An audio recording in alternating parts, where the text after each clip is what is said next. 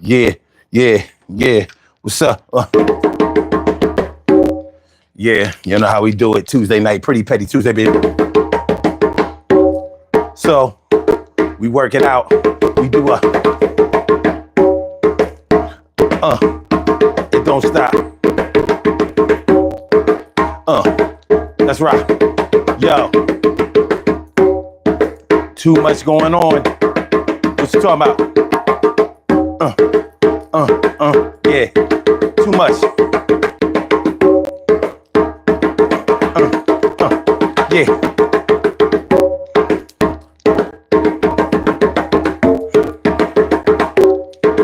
Yeah. Yeah. Keep it rocking. Yo.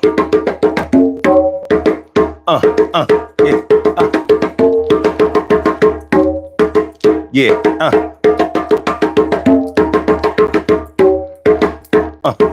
Pretty petty Tuesday. We good? Audio straight.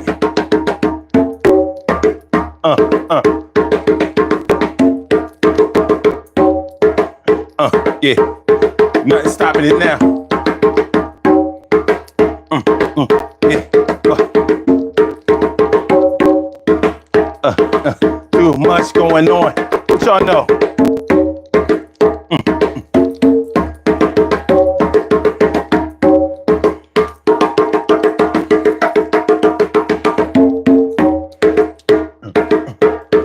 Hit the like button.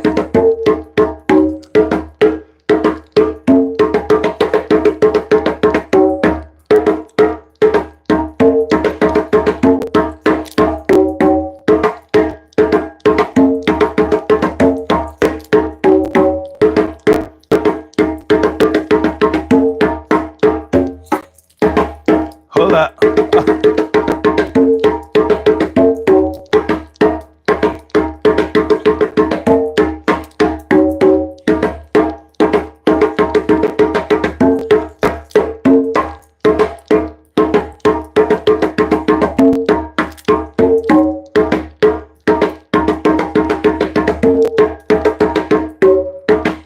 Come on, we got it.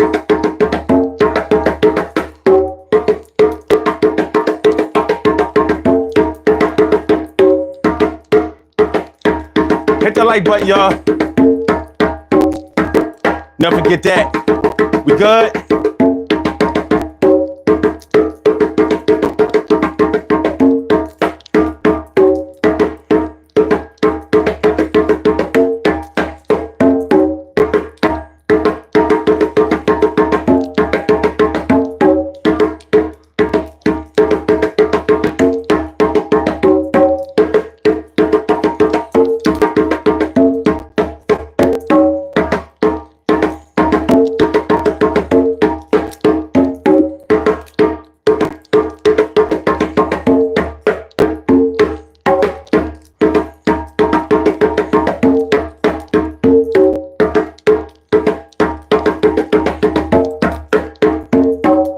Too much going on.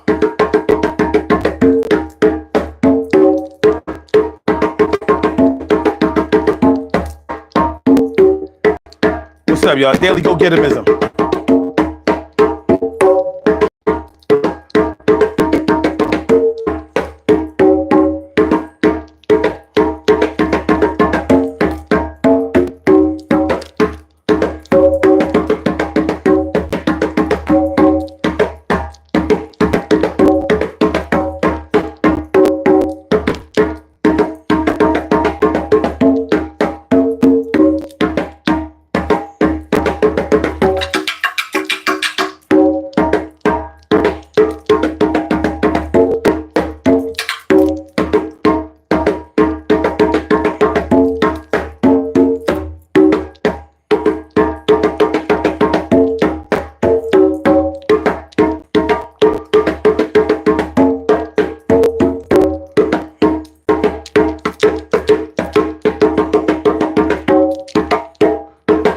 Are y'all ready?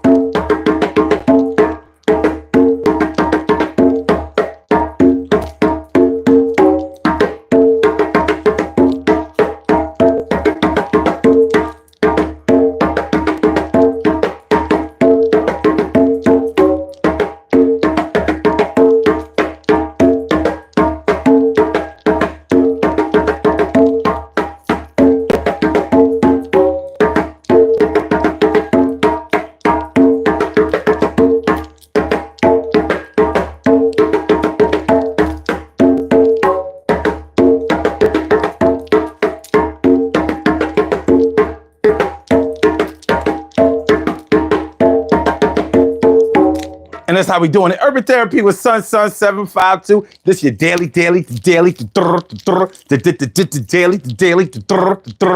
the daily go-getter-mism show. You think it ain't when it is? You think it won't when it is? We are here and we are in motion. We do this thing, taking on fast lane, no coasting, and everything is gonna be all right. We talking about got too much going on tonight. We're talking about they got too much going on tonight. We're talking about all that reckless and crazy stuff tonight. We talking about yo, you on some other stuff tonight. We talking about what is that stuff that you do? We talking about yo, that's gonna leave your life in ruins. Talking about yo, what the deal is with you? I said about yeah, I ain't with it. So let me let y'all know what we got going on. This is the Daily Go-Getterism show, and we are talking about dealing with somebody who got too much going on. Dealing with somebody who has too much going on. Now, having too much going on can take on a lot of different forms. Like somebody can have too much going on. Hold on, let me move my hardware out of the way. You can have too much going on by being involved in a whole lot of messy, crazy stuff. And the thing about it is, a lot of people who are mixed up in a whole bunch of crazy stuff are often doing so when you first meet them. And that's the thing about it. When you're dealing with somebody that you haven't known for a long time and they dropping this crazy stuff on you, know, when you first met them, everything seemed like it was all right. Everything seemed like it was all good. You know, they might have been very good looking, which might have been the thing that attracted you to them. And what the fuck did I just do? Oh, okay. They might have been very good looking, which might have been the thing that attracted you to them in the first place. But you didn't really realize. Sorry, y'all. Hold on. Trying to get this fan together. Hold on.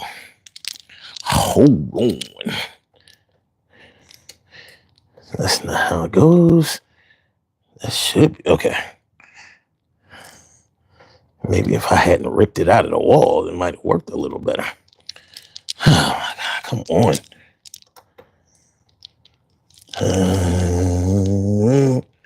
There you go. There you go.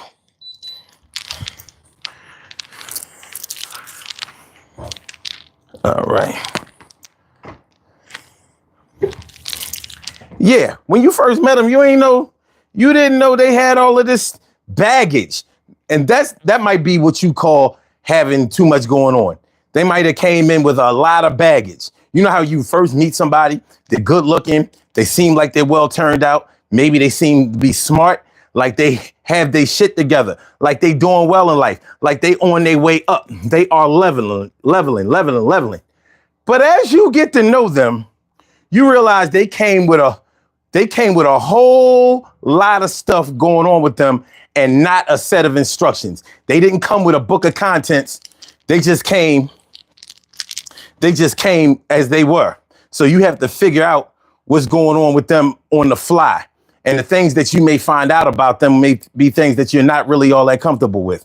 You may not be digging how they rolling, but you may be digging how they looking. You may see some really good things in them or things about them that attracted you to them in the first place, but you can clearly see that this ain't right. So like brothers, you ever meet a chick and she fly as hell, beautiful, got the face is right, the body is right, she talking right, she's sexy. You know, she makes you, you make it want to leave the one you're with. But and everything seems like it's okay. But you realize quickly, because people who carry around a lot of baggage or come with a lot of baggage, they start putting you on to what's going on with them or what's wrong with them really quick. It's not that they mean to do that, but they will put you on to what's going on with them. So you might see that all of a sudden she's asking you for money because she got these bills that need to be paid and they about to get cut off. Phone about to be cut off. She down on her luck, talking about she just, she didn't get paid at her job. There's something going on. She just got laid off. When you first met her, she wasn't talking like that. She wasn't acting like that. Electric, about to be cut off. Gas, about to be cut off. Whatever bill that's pressing, you know what I mean? If you want to be with her, she's already asking for a contribution. She's already asking for a contribution. Now you second guessing everything like, okay. All right. But see, the thing is you highly attracted to her.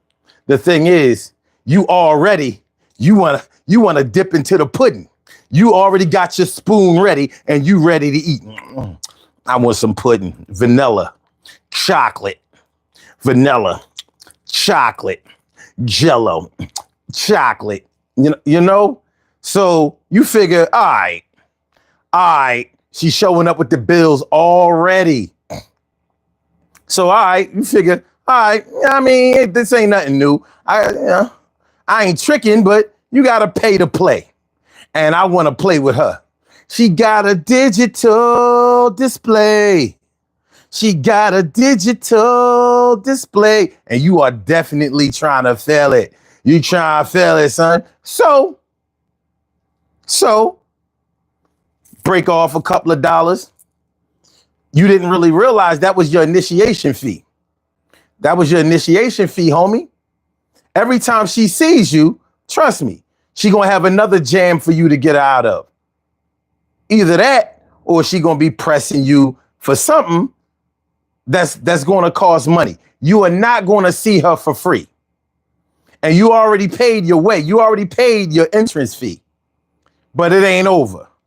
It's just like when you know how we was talking about Six Flags last night. So, you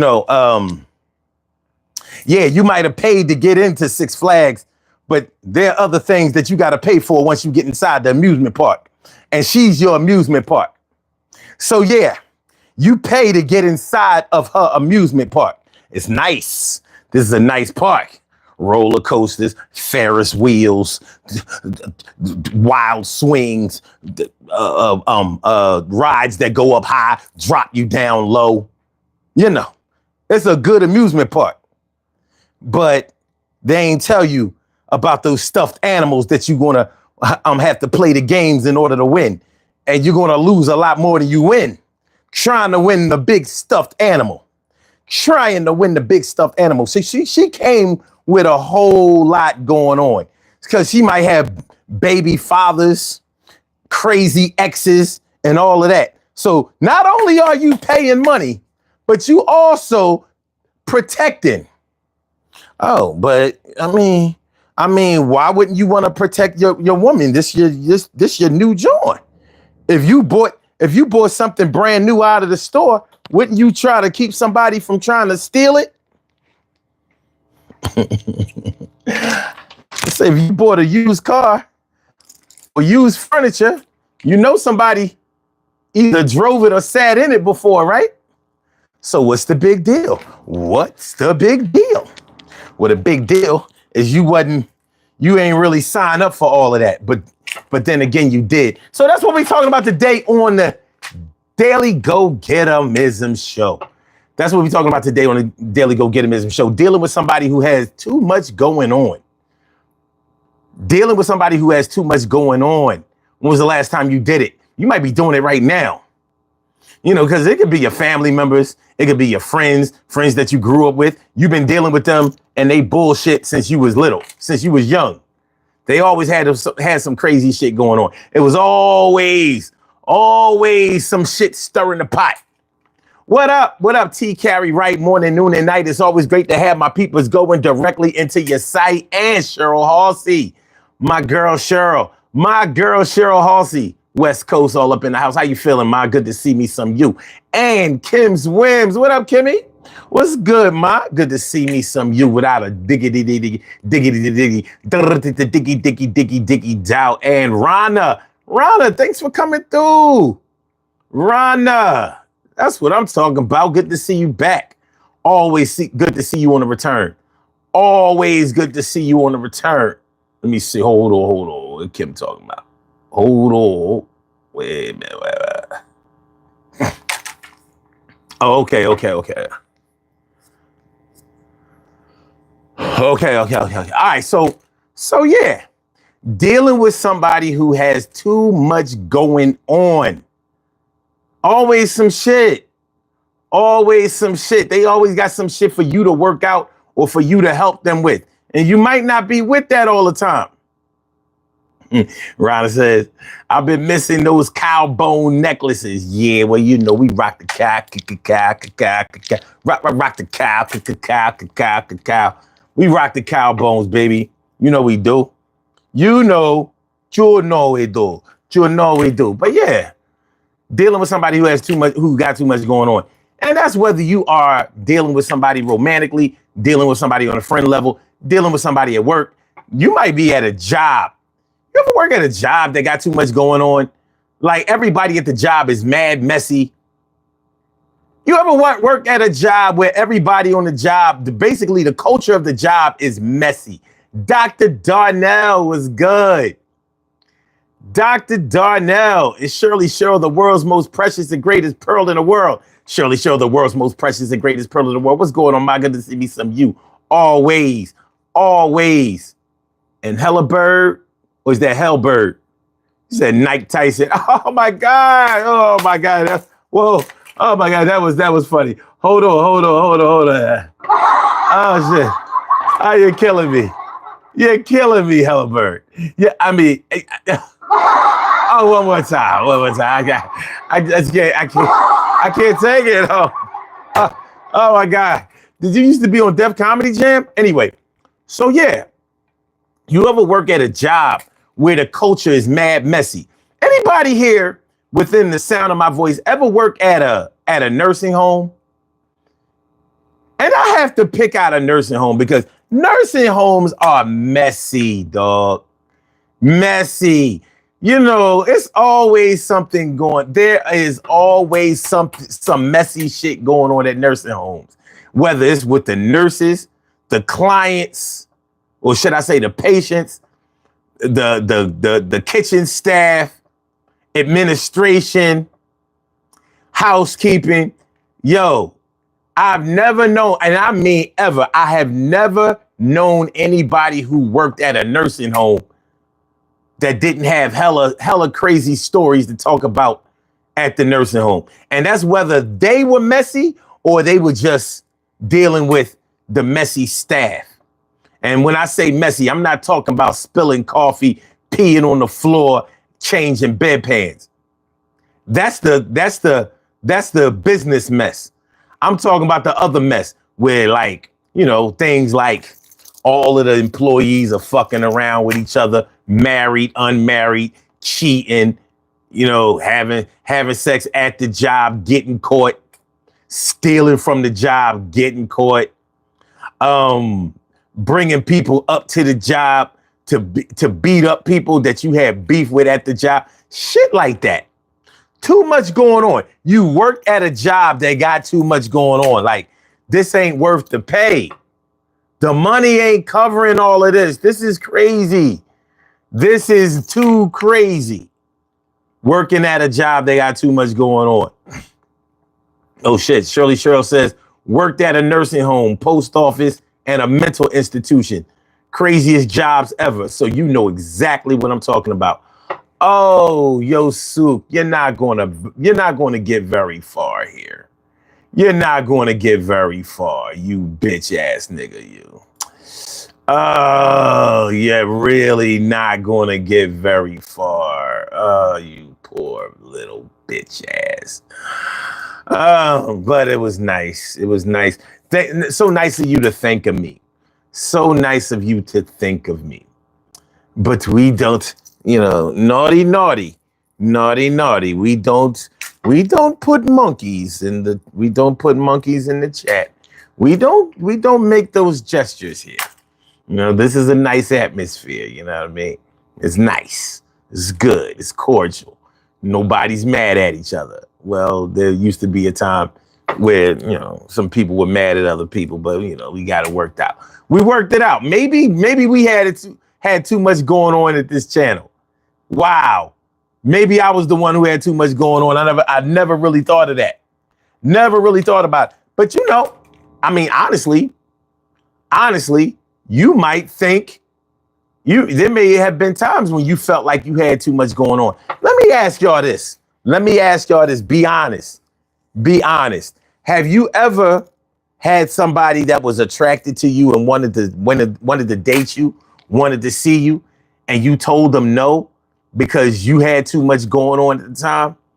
Like you didn't want to bring that kind of baggage into the relationship straight up and down, like out the gate, from the beginning, from the start.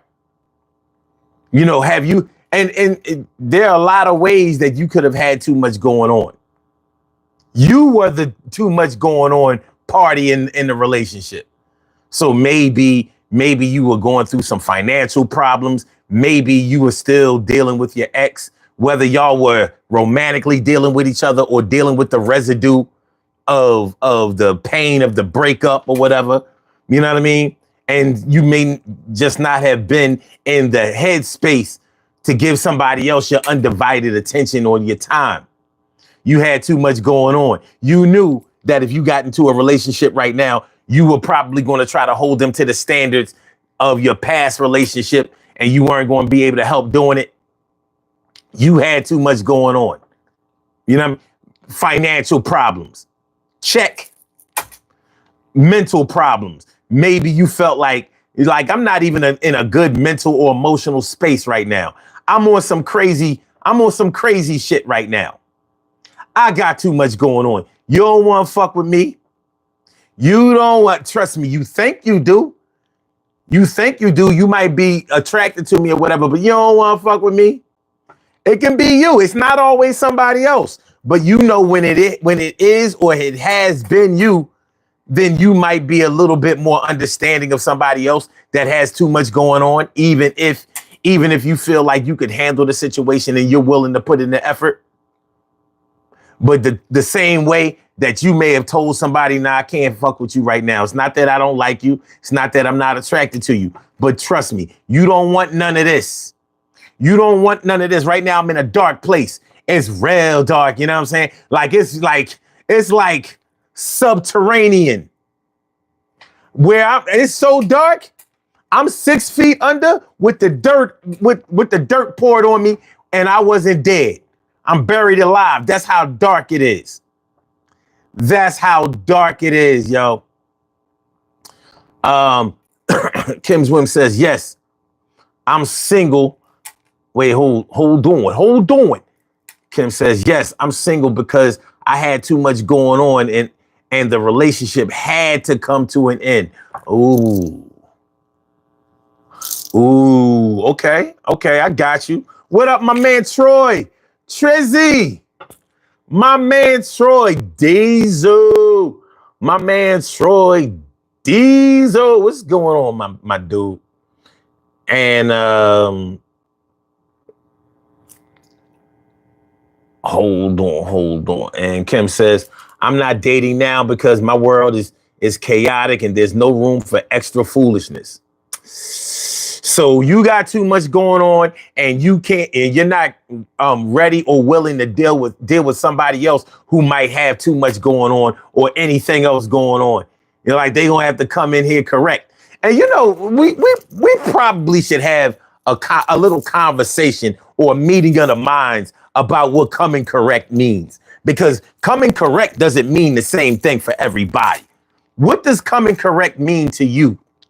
If y'all could do me a favor and list that, put that in the chat. What would it mean for somebody that you are attracted to?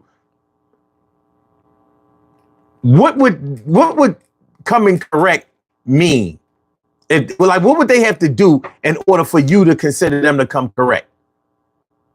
You know what I mean? Because like I said, it's not the same for everybody. Some people like the foolishness. Some people like the craziness. Some people like the chaos. Some people like all of that messy shit. It gets their adrenaline pumping. And everybody's messiness is not the same, just like everybody's coming correctness ain't the same. Everybody ain't the same. Okay.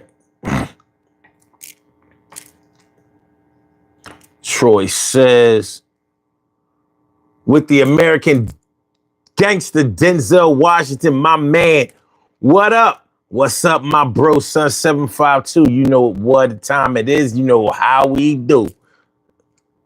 Hellbird won't be bothering you. No, he won't. My man, Jay Slizzy. My man, Jay Sliz. What up, my dude? What up, my dude? He says, Wins, you couldn't leave that and hanging out. You couldn't leave that and hanging out there, huh? Kim's Wim says, coming correct. Not wasting my damn time with lies and bullshit. Yeah, you need to be a little bit more specific. You need to be a little bit more specific. Because I'm under the impression that adults lie a lot.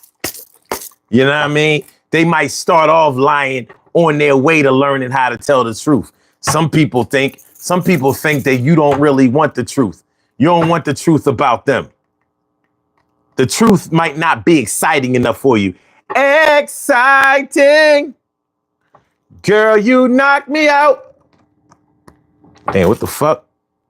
I'm almost scared of this, John. Hold on. Shine a light. Hold on. All right, we got it. That John was airtight. Sometimes when you pop it, you might get the splash. And this thing ain't the right color for me to be splashing.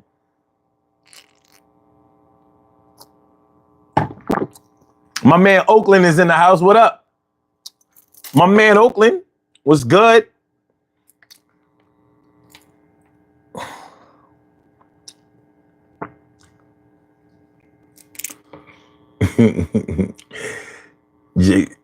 Kim says, Jason, it was giving me anxiety as soon as I hit enter and saw it.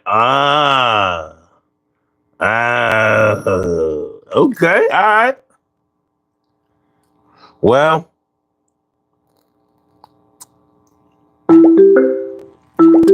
damn. What? Yeah. What you know now? You have a call from. Hey, caller from. What up, caller from? Welcome to the Daily Go Getimism Show. Thank you for calling in. What's on your mind tonight? What's good? Hello, good evening, good morning, good everything. I know for you it's good early morning. Yes, it is. No, it's really late night. It's late night. That's what this shit is. Well, yeah. It's in the in-between time. Mm-hmm. I wanted to answer your question, and I didn't feel like talking. I love it, so there's that. Okay, well, that's that. That's what this is for. Talk to me. So when I say don't waste my time with lies and bullshit, you know, I prefer just open honesty. Be upfront, because I'm going to be upfront. If you're trying to fuck, say that. But please don't give me a bunch of bullshit that I don't need to hear. Like, I'm not, and I don't mean it to sound arrogant or anything. Like, I don't need somebody to tell me I'm pretty. I don't need all those bullshit words. They don't have to do that. I don't need you to act like you pumping me up for no reason. Just be real. And if you're here to just waste my time and not do anything significant or solid that means a future, then I'm good. Move your ass around, because I have too many other things going on in my world to keep me locked in a box of insanity. Then to add something else too. And if you got a lot of shit going on, you can't mix your shit with mine. That's just it. I'll let anybody know from the jump. I don't know what I can bring to the table. I'm in the process of trying to renovate a home. Wait a minute. Hold on a second. Hold on 1 second. You have a call. 1 second. From. Go ahead, Kim. And so because of that, I don't have a whole bunch of coins to bring to the table. I'm not taking care of kids. I'm not paying your child support. I'm not doing any of that. And because I have an adult son, I'm not dealing with somebody with a bunch of kids and a baby mama drama, even though I hate that phrase, or anybody who still have issues going on with their other parent. I'm not doing that. I don't have energy for that. Yeah. But I'm not fooling with people who got problems with their parents. They are mama's boy, and she always got some shit to say. I'm not doing that. You got a bunch of sisters and cousins who want to meddle in your affairs. I'm not doing that. You got a bunch of friends who's talking about all this and all this bullshit. I'm not doing that. You just spend your time lying. I'm not doing that. Like, I need somebody who's just going to be upfront and honest. I don't mind a little something because we all grown. And grown people have grown shit going on. You know what I'm saying? Mm-hmm. I understand that. I am even understanding of the simplicity of the life we live right now, this world right now. If you came to me and you're like, hey, I've been a truck driver for 30 years, but because of where we are, I don't have a job anymore. Yeah. I'm good. Like, we can discuss that. We can talk about that. And we can move past that. But if you come and you say, oh, yeah, I drive trucks, and you work at McDonald's and you barely work there 3 days a week because the rest of the week you getting drunk, I'm good on that. You can't be an alcoholic, using drugs, got a bunch of damn kids, irresponsible with the children you have. None of that shit. I'm not here for that. Yeah. So that's what I'm saying. Don't waste my time. My time is precious to me. Okay. So when I say too much going on, for me personally, I'm saying too much going on at the same time. Like, you can have some things going on, and I would expect for you to do that, especially anybody who's around my age. You know what I mean? I mean, because we didn't really build ourselves up to comfort like they always said that like what was going to happen when we got to this age. We are not our parents. You know what I mean? We didn't get to that American dream stage exactly. Some of us have, but for the most part, I know I haven't. Let's just put it that way. I haven't gotten to the American dream stage. So I could understand somebody else that's still struggling to get there too. And and this age isn't as relaxed as I thought it would be when I was younger. I actually didn't know what to expect, but I did think that it would be more of a settled down situation. But you got to deal with whatever comes as it comes. And so whether you are secure in your financial situation or your career, or married and settled into your family or whatever, there's still always going to be things that you're going to have to deal with on in some kind of way. So with you, I'm listening, and what I'm getting is, you don't want somebody that's bringing things that you are pretty much done with, to the table. I don't want to say to the table, because when I talk about having too much going on, I'm not talking about a meeting, where like a swap meet or something where everybody is putting their items, their possessions up for grabs, like a bartering type of thing. I'm talking about a way for you to be able to connect with somebody on an amicable level, so you can have a decent working relationship with them, whether it's romantic or not. Because a friend can have too much going on just like anybody else. So, I mean, am I wrong about what I'm thinking that you're looking for? Because like when you said, I'm not watching nobody's kids and all that, I can understand that. You know what I mean? At past 50 years old, like, what unless you dealing with somebody that's in their 30s. No. Or somebody, or it could be somebody in their 40s that had kids in their late 30s. Let's say you had your last child or last children at 38, 39 years old. You know what I mean? So I was like, you already, 8 to 10 years younger than me, and you got kids. I done already, I'm past all of that. You know, I'm more like a grandmother or a grandfather. You know, I'm saying God Yeah, damn, I know what you mean. yeah. So, you know, like you might not be in that space where you trying to hear none of that. And I can dig it. Changing Pampers and all that. Like for grandchildren, yes. For children, like I'm not sure if I'm trying to enter this situation. Because if you have small children, if you have infants or if you had toddlers, there's a good chance that you still in that space with your ex. Yeah. There's a good chance. Who wants to do that? Who wants to, especially at this time in our lives? Like, you have to get a babysitter for us to go out? Pass, not doing that. Pass. I don't want to do that. I don't want to be, man, I don't even want to deal with my own little kids in the family. That's where I'm at. Like, this used to be the Kim zone, but now the Kim zone is, what are the rules? What are the rules for the Kim zone? When the little kids say, can I come and spend the night? I always ask, what's the rules for the Kim zone? They give them to me, and I say, do you pass? And they say, no. I said, so what's the answer? They know the answer is no. No, you can't spend the night because you can't fend for yourself. So you can't spend the night with me. No, I totally understand that.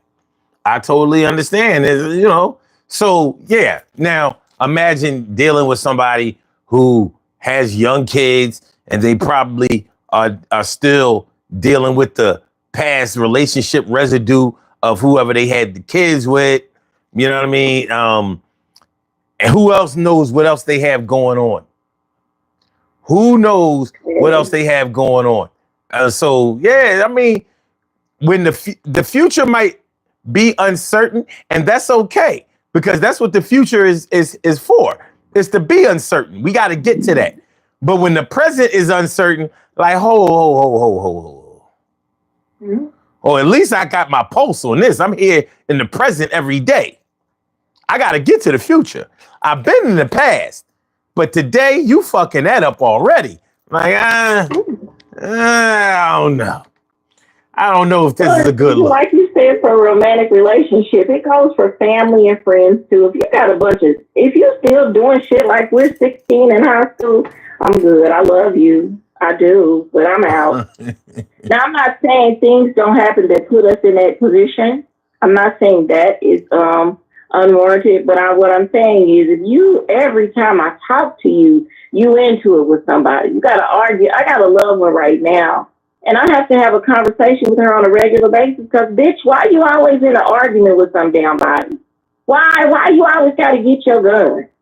The fuck? I don't want to hang out with you on this time. Just don't want to. How you doing, Troy?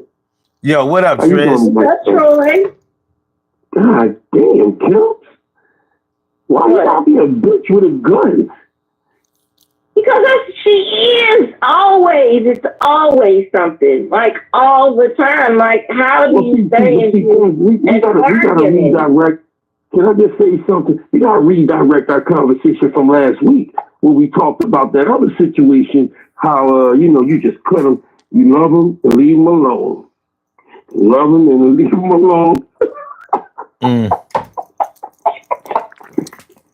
Listen, Troy, the topic of the show is people who got a lot of stuff going on.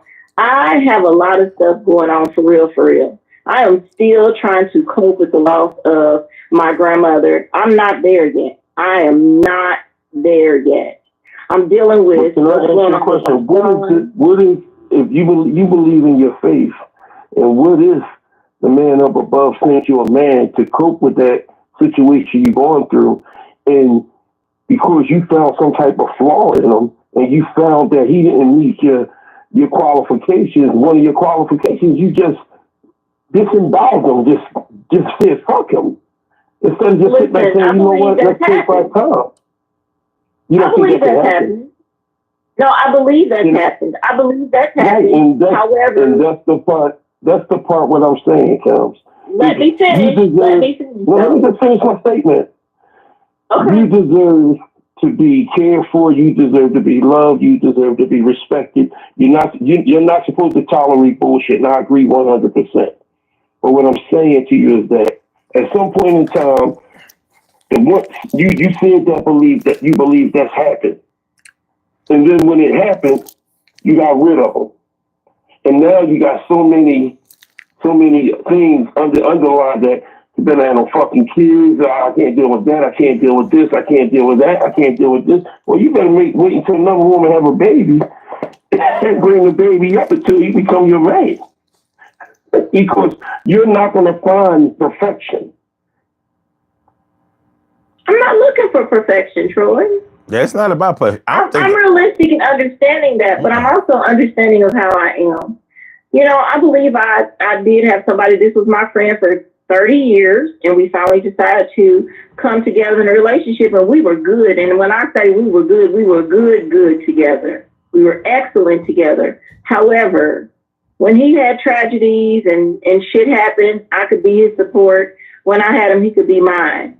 But when things happen in the family that just break you, he could not be my support at the time. And then he started doing stupid stuff, and it became volatile. And now I'm like, I am going to harm you. I know I'm going to harm you. Get the fuck away from me. Because you're doing the things that will cause me to harm you. So we need to be away from each other. And he tried for us to get back together for almost a year and a half, but he still kept doing the same stupid stuff. So an example of stupid stuff is if I tell you, if you keep presenting yourself like you're single and you're not, and your thing is, well, it's just words, it's just a little flirting, but I'm telling you I don't fucking like it. Because I'm not going to be out in the streets and a bitch come up and think it's okay for her to be all up in your face because she thinks you're single, because you presented as such and you put me in a position we can't be together. And because he didn't respect me saying enough that I'm already stressed about 150 million things that have to do with family and loved ones and stuff that's near and dear to my heart, and you continue doing that dumb ass stuff, now we got a problem. Because I'll fuck you up for real. Because when you sleep, I'm looking at you like, this nigga gotta go. So what I'm telling you is get the fuck away from me. So we had to get there. I understand what you're talking about. But so we talking about when somebody has too much going on. Now, like I was saying before, somebody having too much going on to you might be different than my too much have it going on, because it depends on, like, culturally, I might be able to deal with some shit that you might not be able to deal with, you know. And when I say culturally, I'm not talking about, you know what I mean, we all black people and all that kind of shit. I'm not talking about that, but I'm talking about, like, maybe if I grew up around people who always busting on each other, and that's like playing the dozens for that's what we say in Philly. We used to say you busting on each other whenever you would tease each other, like, your mom is like, or look, yeah, they call it jonesing, and like down south and maybe where you from and all that. But so if I grew up around people that did that all the time, and I'm used to it, like, I don't get offended by it, but that doesn't mean somebody else is used to that or likes it. You know what I mean? Whereas it might roll off me like water runs off the back of a duck. But for you might be like, nah, I don't like nobody talking to me like that.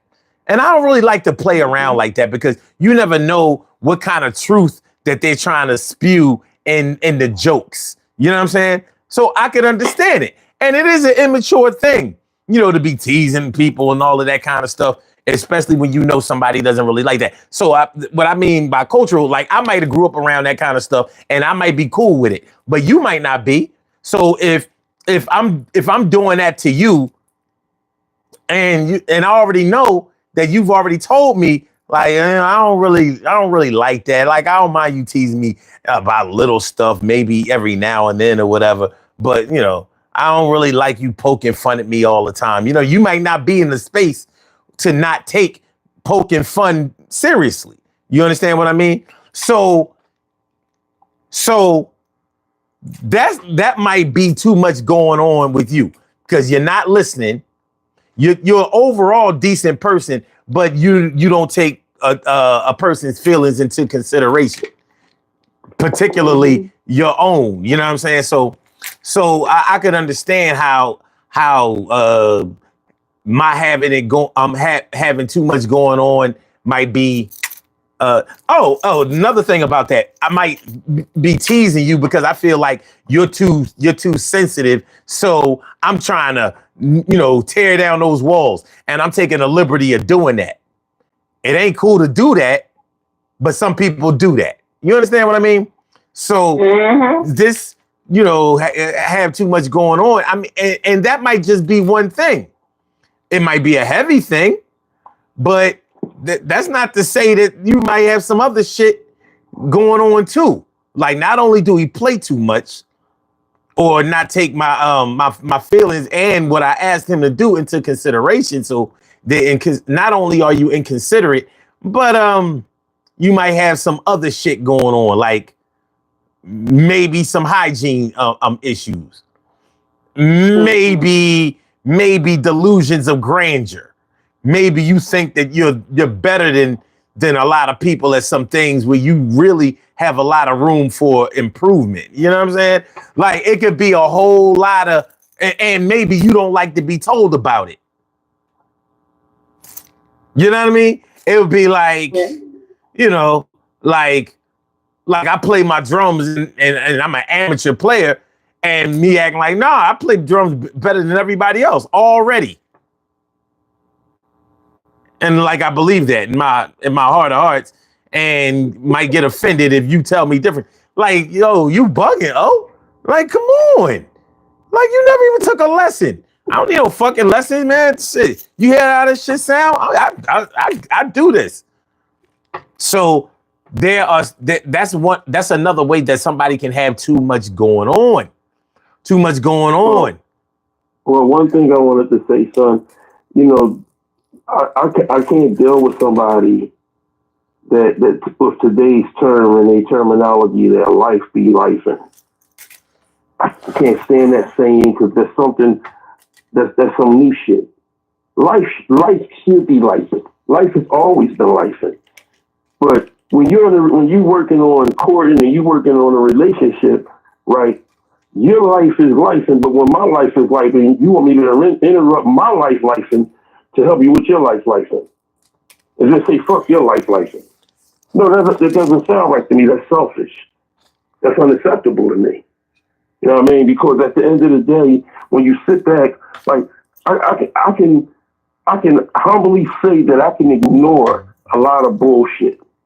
I can I won't even have to curse you. I just don't call you no more. Or when you call my phone, I just don't answer, or I'll block you. I'm not going to curse you out. I'm not going to say nothing outlandish. I'm not going to say nothing disrespectful. I'm just not going to talk to you no more. Just can't. There's no reason for me to go above and beyond. When I see you, I'm going to just leave you the fuck alone. Not even say, I'll speak. I'll be cordial. Hey, how you doing? Beautiful. Everything okay? Yeah. Blah, blah, blah, blah. Yeah. Walk right away. Mm-hmm. But at the end of the day, some things, stop being selfish. I need time just like you need time. I want to go out just like you want to go out. I'm going to treat every time we go out.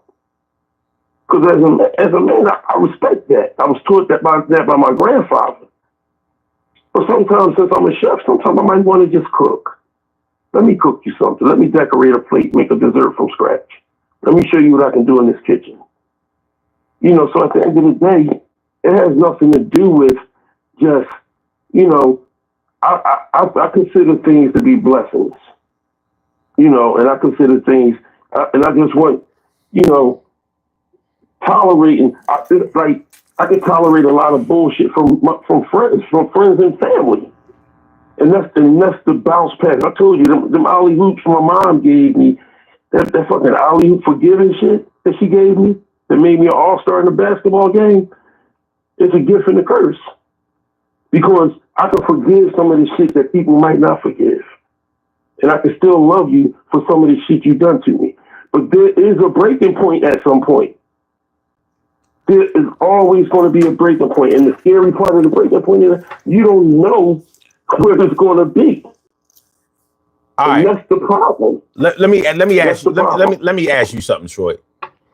So since we talking about dealing with somebody who got too much going on, what would somebody have to do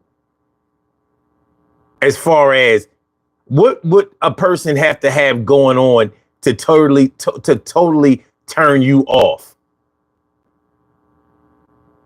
What would somebody have to have going on to totally turn me off? Mm-hmm. Whether you know them already or whether you just met them, what do they have to have going on? Oh, that's a good question. Okay, well, the major part is I'm double talk. The major part will be dealing with cheating behind my back or talking to, trying to maneuver other men while you're trying to deal with me. Okay. That's number one. Okay. That would be disqualifying you. Now, hold on. Before you go ahead, mind you, this can be in any situation. It doesn't have to be a romantic situation. It could be friendship. It could be family. It could be an acquaintance. It could be a coworker. What, I mean, I just want you to know that we're not just talking about baby love and all of that. We're not just talking about that. Whatever it is. Well, that right there alone, I wouldn't even talk to you no more after that. That's one thing. Other thing is that your hygiene. I always ask the man this, and this is the truth. The first thing I always ask the man is, what's the first thing you look at in a woman? He said, I look at her ass, I look at this, I look at that, she got a beautiful face. I said, do you look at her feet? No, I don't look at that. I said, well, you don't really know if her hygiene is good then. He said, why you say that? I said, because the first thing at the tub is her fucking feet. And if she can't take care of her feet, she can't take care of hoo-ha. So I look at that. I look at hygiene, just like you look at hygiene on me. You understand what I mean? So at the end of the day, that would be something I'll be like, no, I couldn't deal with that because I don't know if you're taking care of yourself or are you providing yourself with the right care? Have you been to a GYN doctor? Do you have an ST? These underlying things that would require me to seek treatment after something.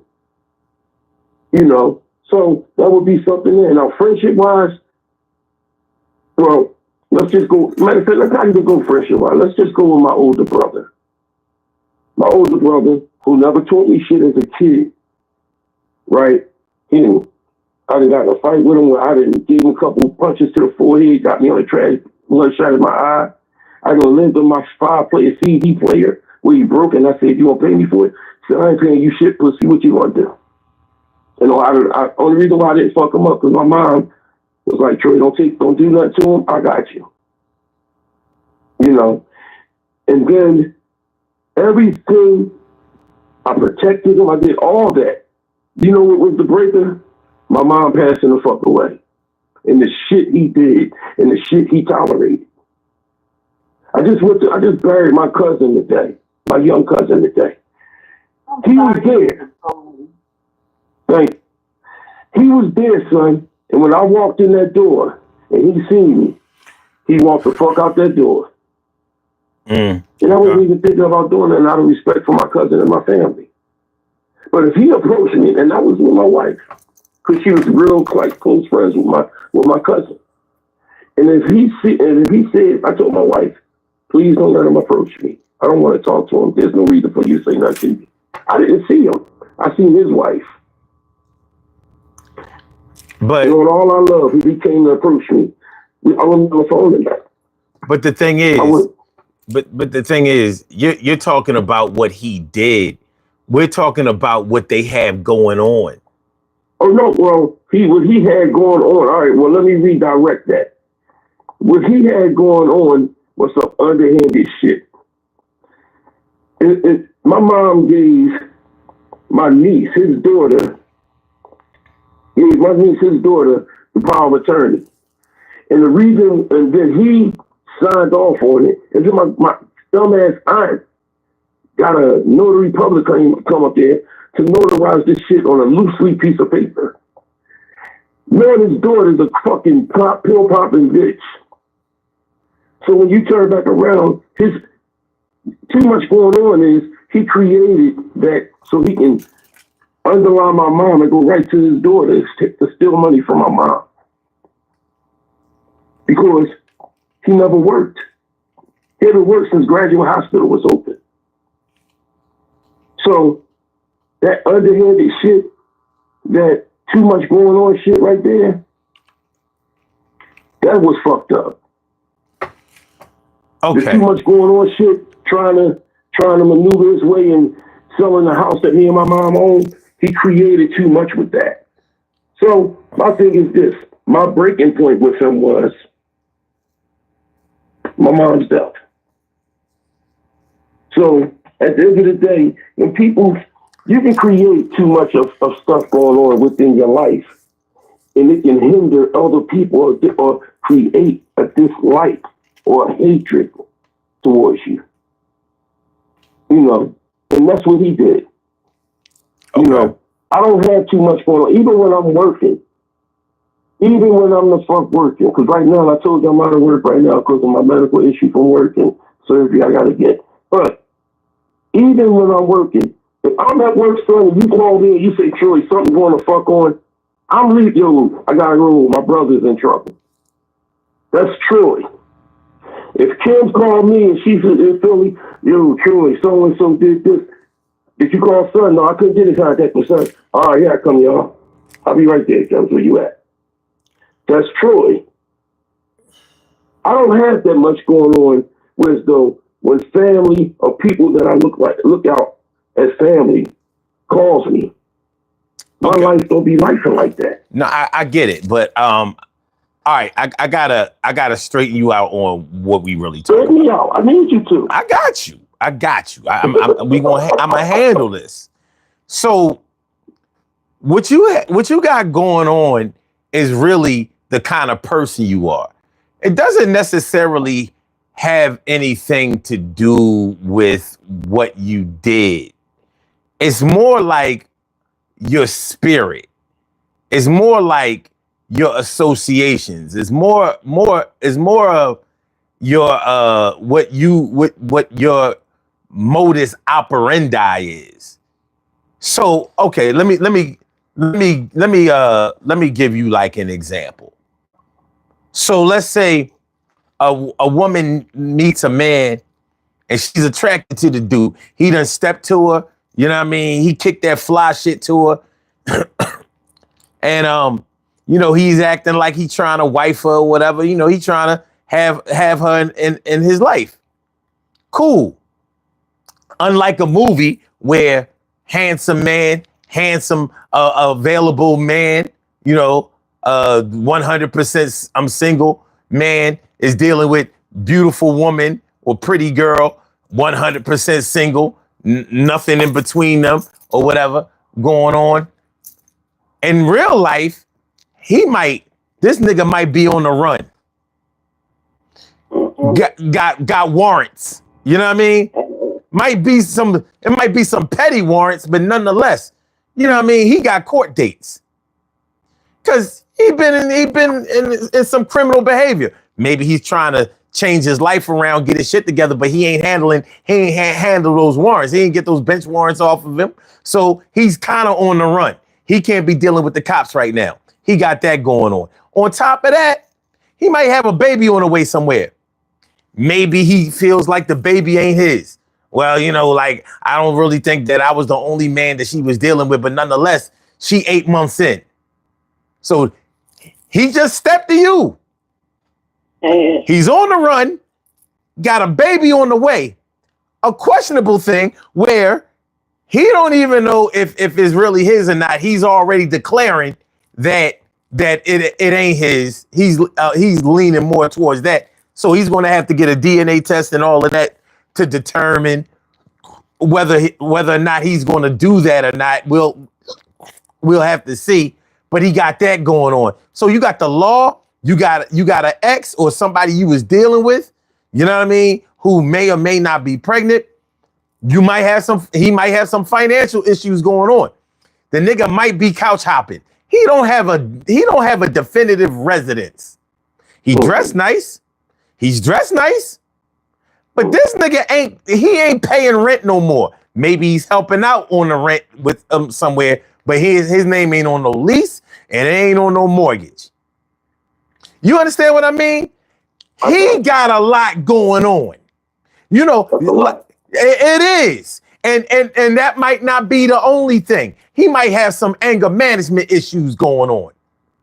He's otherwise a good dude, but when he doesn't really know how to handle his anger. So he might handle his anger by arguing a lot, getting loud, you know what I mean? Calling names, you know, that kind of shit. Or he might, you know, be the type that in a pinch, when all else fails, he might reach out and touch something.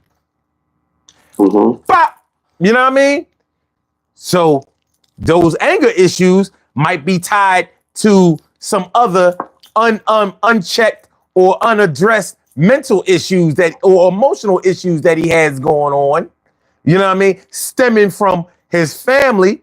He might come from a crazy ass family that's on some other shit, which would totally explain why this nigga is on the run with a baby that he don't know if is his or not.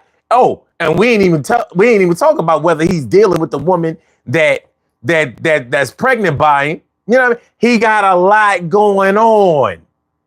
He hasn't cleared out the space.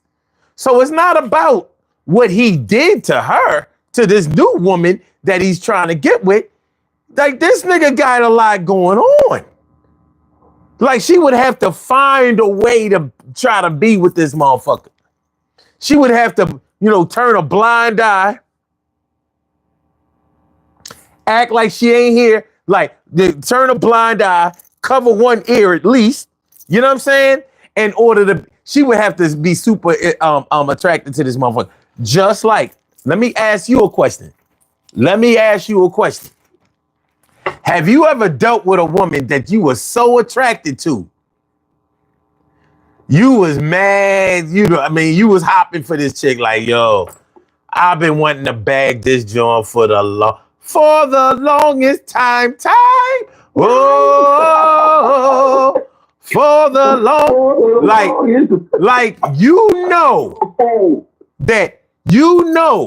like every man has met that one chick that he don't give a fuck. I gotta bag this one. I don't care what I gotta do, what I gotta spend, what projects I gotta go into. Like, I gotta get a piece of this cake. I'm getting a slice. That pizza coming up. You know what I mean? You might know that she got little hoe tendencies. You are trying to ignore all of this shit. You ever fuck with a chick that you know is a hoe, but you like this motherfucker so much, you ever subtly try to get a chick to admit that she a hoe? like, you know my man Jay? Like, you from around 54 from Wyalusing, right? Like, you know what I mean? You went to uni? Yeah. What year you graduate? You graduated? Yeah. Like, you understand what I'm saying? Like, you know, you ain't trying to really in a way, there's a part of you that don't want to know. Cause you going for the pussy anyway. But at the same time, you're like, hold on, let me make it a little better. Because I've definitely been this one. Maybe you didn't know she was a hoe, but you done heard story after story after story. You ain't seen it in action. You don't know if it's true. But one thing you do know is true. She's associated with somebody. It's like dealing with a chick that works on a football team or a basketball team. Like, you know what I mean? Like, she don't run ball, but she's like the cap. You ever met a girl that's a captain of a football or basketball team? I have. And they didn't run ball or play football. Like, how do you get to be captain? You know, this is in high school. So you the captain of the team. So you done heard stories. The story's been outlandish and all of that. But, and you just trying to think like, I got to get this pussy. I got to get this pussy. I got to get this pussy. I got to get this pussy. I got to. At the same time, you listening to everything she say, and you hoping that she don't talk you out of getting this pussy. So you don't talk yourself out of getting it. No. You're hoping that she don't talk you out of this pussy by mentioning one of the names that you know about that was supposed to be fucking with this chick. You know what I'm saying? Yeah. Well, let me just elaborate. Because in the words of Aunt Tina Marie, I've been there before. Deja vu. I know what the fuck you talking about. And before you even finish, son, Tim, I owe you an apology. Hello? I'm listening because I owe you an apology because once son broke all that down to me, that is the fuck true. And when you say I can't tolerate too many bullshits, but you said something when you said that motherfucker don't know how to just be quiet and he gotta run and get his gun, that bitch. Now I understand what you're talking about. My apologies for that. My apologies for that. My apologies for that. You know what I mean?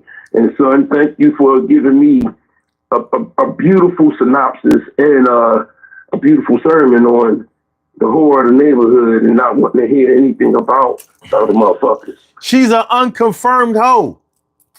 No, she's a confirmed hoe. No, under the cover. No. She's unconfirmed about that. I don't know. Exactly. So it ain't confirmed. Niggas do lie. Niggas do lie. You know what I mean? I've seen this.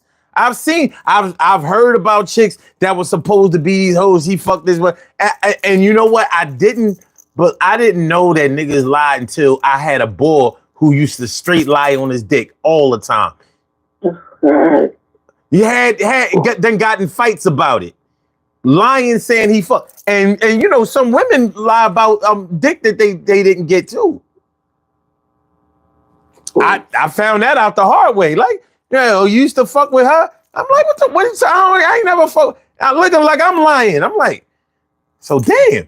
You know, I mean, the only thing is on the male side, you like, so she told you that I fucked her, right? Now I'm about to go, wait a minute. You know what I mean? What you not going to do is be telling everybody that you already did what we should have done, but didn't do. But you got to find a way. But anyway, that's when we was younger. But the point is, she's an unconfirmed hoe. It's a different thing if she was, if you knew for a fact that she, you know, that she moved this way and that moved and moved that way. But when it's unconfirmed, when it looks like it could be possible, but you haven't actually seen it, but you still attracted anyway. You know what I mean? You're looking for a different kind of evidence. So nonetheless, she got a lot going on. Like, I'm not sure if you associated with this one or that one, you know, and there can be some other things that make you question whether this is a good move for you outside of the physical realm. So yeah, this got a lot going on. Shit, you know, like, all right, Troy, let's do this. Me and you, open mic night, standing in line to get into the Laugh House, circa 2004. You know what I mean? 2004, 2005, Wednesday night. All right, now you know, dealing with all of these comedians, the new ones, the up and coming rookies, the vets, the ones that should have already been national comedians, but are still stuck in there trying to regulate and tell everybody what to do and act like they the big man on campus, like they got a captain letter on their fucking sweater or some shit like that. You know what I mean? Like, I don't know whether the C is for captain or comedian. The fuck out of here. But you know, dealing with the politics, Miss Mona, Mr. Rod, you know what I mean, putting on who they want to put on, not always taking into consideration who is really putting in the work, or who's funny, who's coming up or whatever, you know what I mean? Other cats trying to blackball certain cats that they may feel threatened by and all. There was a lot going on. There was a lot going on in that comedy club, and they was competing with the comedy cabaret. So it was the Laugh House was all the black comedians, and comedy cabaret was all the white comedians. Literally. And then you had Helium. This is before Helium. Yeah. This is before Helium. Yeah, you know what I mean? Yeah. This is before Helium. So with all of that going on, you really had to decide whether you wanted to be a part of all of that. You was just trying to get on stage, hopefully parlay that into bigger stages and bigger bags and maybe some national worldwide fame, getting the movies and things like that. That's what you got. That's what every comedian came down there in search of.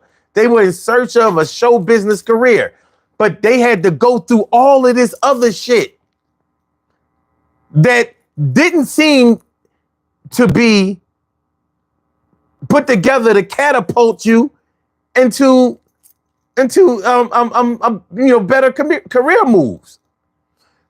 A lot going on. You had to really make a decision like, do I really want to do I want to deal with this on a regular basis? Mm-hmm. You know what I mean? It might be better for me to just go ahead, jump on the Chinese bus and go up to New York, do those open mic, pay my money, do those open mics, jump my ass back on the train and come home, rather than to deal with this shit going on in Philly where ain't nobody really coming up. You know what I mean? Mm-hmm. One star every 5 years or some shit like that, if that, So it was a lot going on, a lot in that little club. There was a lot going on, and you trying to find your voice, find your way on stage, find your get your set together. It's a whole. They had a lot going on. Did you really want to deal with all of that, the politics and all of that crazy shit, or did you feel like, yeah, this is something that I used to do, or I'm not doing it here. There has to be a better way than this. This is just open mic. What the fuck? So you can have a job where there's too much going on. Like, that's why earlier in the show I brought up working at a nursing home. You ain't gonna work in no nursing home and just go to work and come home every day with nothing to talk about, nothing to think about. Every day, they gonna send you home with some shit. They gonna send you home with some homework every night, every day. Lot going on. People who work, you ever, oh my God. Have you ever worked at a job where they have temp agency labor, like temporary labor? Yes. My motherfucking God. Well, try having the temp worker being at a temp, working for the temp agency and can't speak English. Oh yeah? Sometimes they the better ones. Sometimes they are the ones who actually just come in there to work. Yeah, but you got to show him everything what to do until he gets the hang of it. Wait till that motherfucker get a few English words under his belt. There's a lot going on. Hold on. Wait till he get a few English words under his belt, and whoever taught him those English words is telling him what he don't have to do. That's the part. You know what I mean? Temps be killing me, knowing that one mistake can get them bounced up out of there. But do they be giving a fuck? No. It's you know what I mean? No disrespect to anybody who's ever worked for a temp agency or who's ever done temporary labor. You know what I mean? Everybody got to get paid, but They be having a lot going on. It be a lot going on between, the company workers. A lot of those company workers be resenting the temps. They be resenting them. And those company workers, what they going to do is they going to try to, if they get cool with any of the temps, they going to try to tell them what they don't have to do, what they can do and what they don't have to do based on the company's principles, not realizing that they don't work for the company and they not going to be able to get away with that shit. They don't have no HR in this building to go to. Nobody's going to stand up for them. What's going to happen is they're going to call they temp rep and whatever and tell them not to come to work tomorrow. It's over. We good. Send me somebody else if we need them. So a lot going on. So that's what I'm talking about. When somebody has a lot going on, they may not have a lot going on to somebody else, but to you, they got too much going on. It's too much shit, dealing with a friend. Maybe y'all were really close friends at one time and y'all reconnected or whatever. Y'all trying to chill. You realize this motherfucker ain't the same person I used to chill with. He got a lot going on now. You know what I mean? Where we used to be able to just hang out and have fun, laugh and, whatever. Like, he done been through some shit. Might have been on drugs, went through rehab, went to jail, did a little stint in and out. You know what I mean? Still walking off time on some parole shit. There are a lot of different ways that this can happen. He might actively still have a drug problem.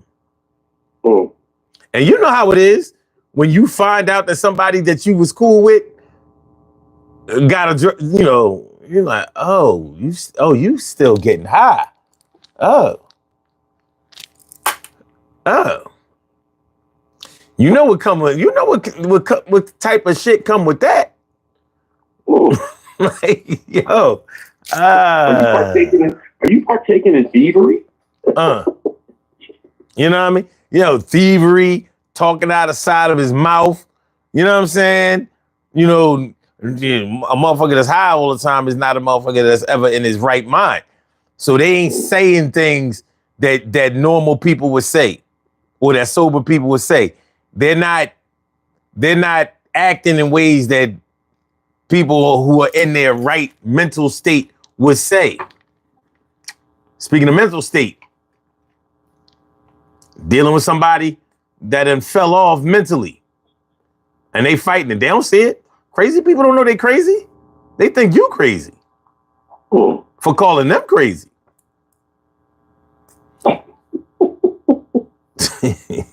Yeah, man. I'll tell you, man. Oh my God, it used to be breaking my heart. My man, I went to college with. He slipped in the darkness. I really think that when he went away to school, I think somebody slipped him a Mickey. I think they did him dirty.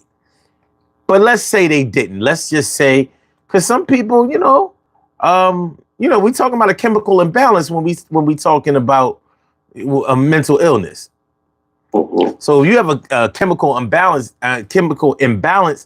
that has gone unchecked, unaddressed, untreated, and you just hear crazy around everybody else in a room full of sane people, and you crazy as fuck, and they letting you hang out. Ain't nobody saying nothing. But yeah. So I think my man was getting it addressed at times and wasn't getting it addressed at other times. And my man Jay Sloan know who I'm talking about. He may not know exactly who I'm talking about right now, but he knows who I'm talking about because we used to all hang out. So yeah, that's one of those things one of those situations where you lose somebody and they didn't die. You lost them while they were still here on earth. Because they can't get it back. You know what I mean? You're like, all the medication in the world, all the treatment in the world, my man is gone. He gone. You know, once you pull that block out of the Jenga,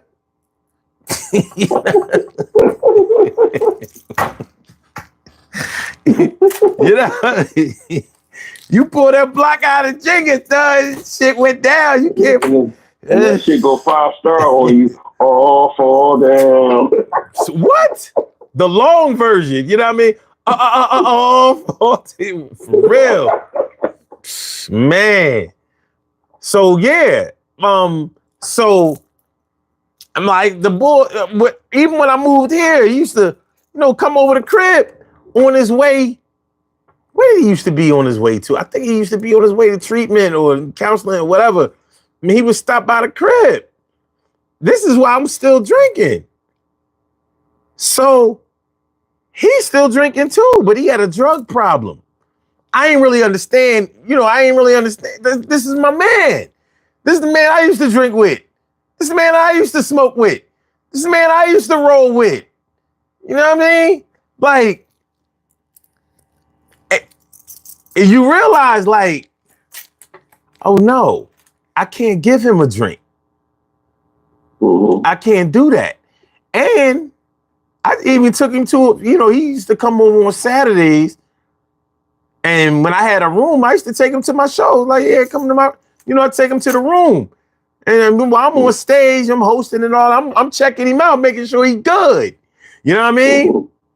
Like, cause, you know what I'm saying? Like, he could be like Randy Macho Man Savage. He snap into a Slim Jim quick. Shiz, hey. I had a 2 months going on, boy, man. Came home from prison. He opened up his barber shop and started cutting in. So he was complaining about girls, complaining about the barbers not tipping him. I mean, not giving them money back, giving him his money, they weekly or bi-weekly pay. So then gotta go get some money to pay rent. He had a lot of shit going on financially, and then dealing with, came home, got one girl pregnant, and was still in with his DM.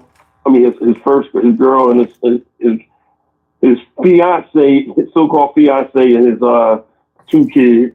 And then, what my breaking point was, son? Was when I shook his hand, he caressed my fucking hand from my elbow down to my fucking hand. Are you kidding me? Are you kidding me? Motherfucker been touching with me. He touched. You know how you get somebody some debt? This motherfucker, I gave him debt, and he gave me the right hand and took the left hand and rolled it all the way down to my fucking hand. Oh, you gave him a dab. He gave you love. I said, in my mind, did this motherfucker just molest my arm? He did something. I said to myself, I got to take him out my top 5 on my phone calls. I went home and sanitized my arm all the way down. I had to call my brother to get Fred. This motherfucker was crazy. All the shit you complained about, all the shit you got on your plate. Yo. You had the opportunity to caress my arm. Just that story got too much going on for me. So gently. Hey, Kim. Yes. You ever have a girlfriend? Or like a favorite cousin or anything like that had too much going on? Sure. Now, what was that? Earlier. Okay. All right. Okay. I could give you a better example of somebody who had too much going on. Go ahead. I like to hear your examples. Your examples are so fucking straight to the point. So it kind of aligns where you are, Troy, with people doing weird shit. So I had an associate because she's she's nothing now, but at the time, we were friends. Then we became associates, and now I just don't deal with her. And we were really cool. Um, she was the kind of person, I think we all have different kind of levels of friendship. Like, this could be your cool friend. You go over to their house, but they treat their house like a mansion and a museum, and you just aren't comfortable there. Then you have those people, like our friends who were in Milwaukee. They didn't have a whole bunch of nothing, but you felt love when you went to their home. They had a lot going on. Yeah. Oh my God. Unfortunately, it turned out the way it did because they had so much going on. That's the sad side of that. So she was the type, she had the 10 million, gosh, she had so many kids.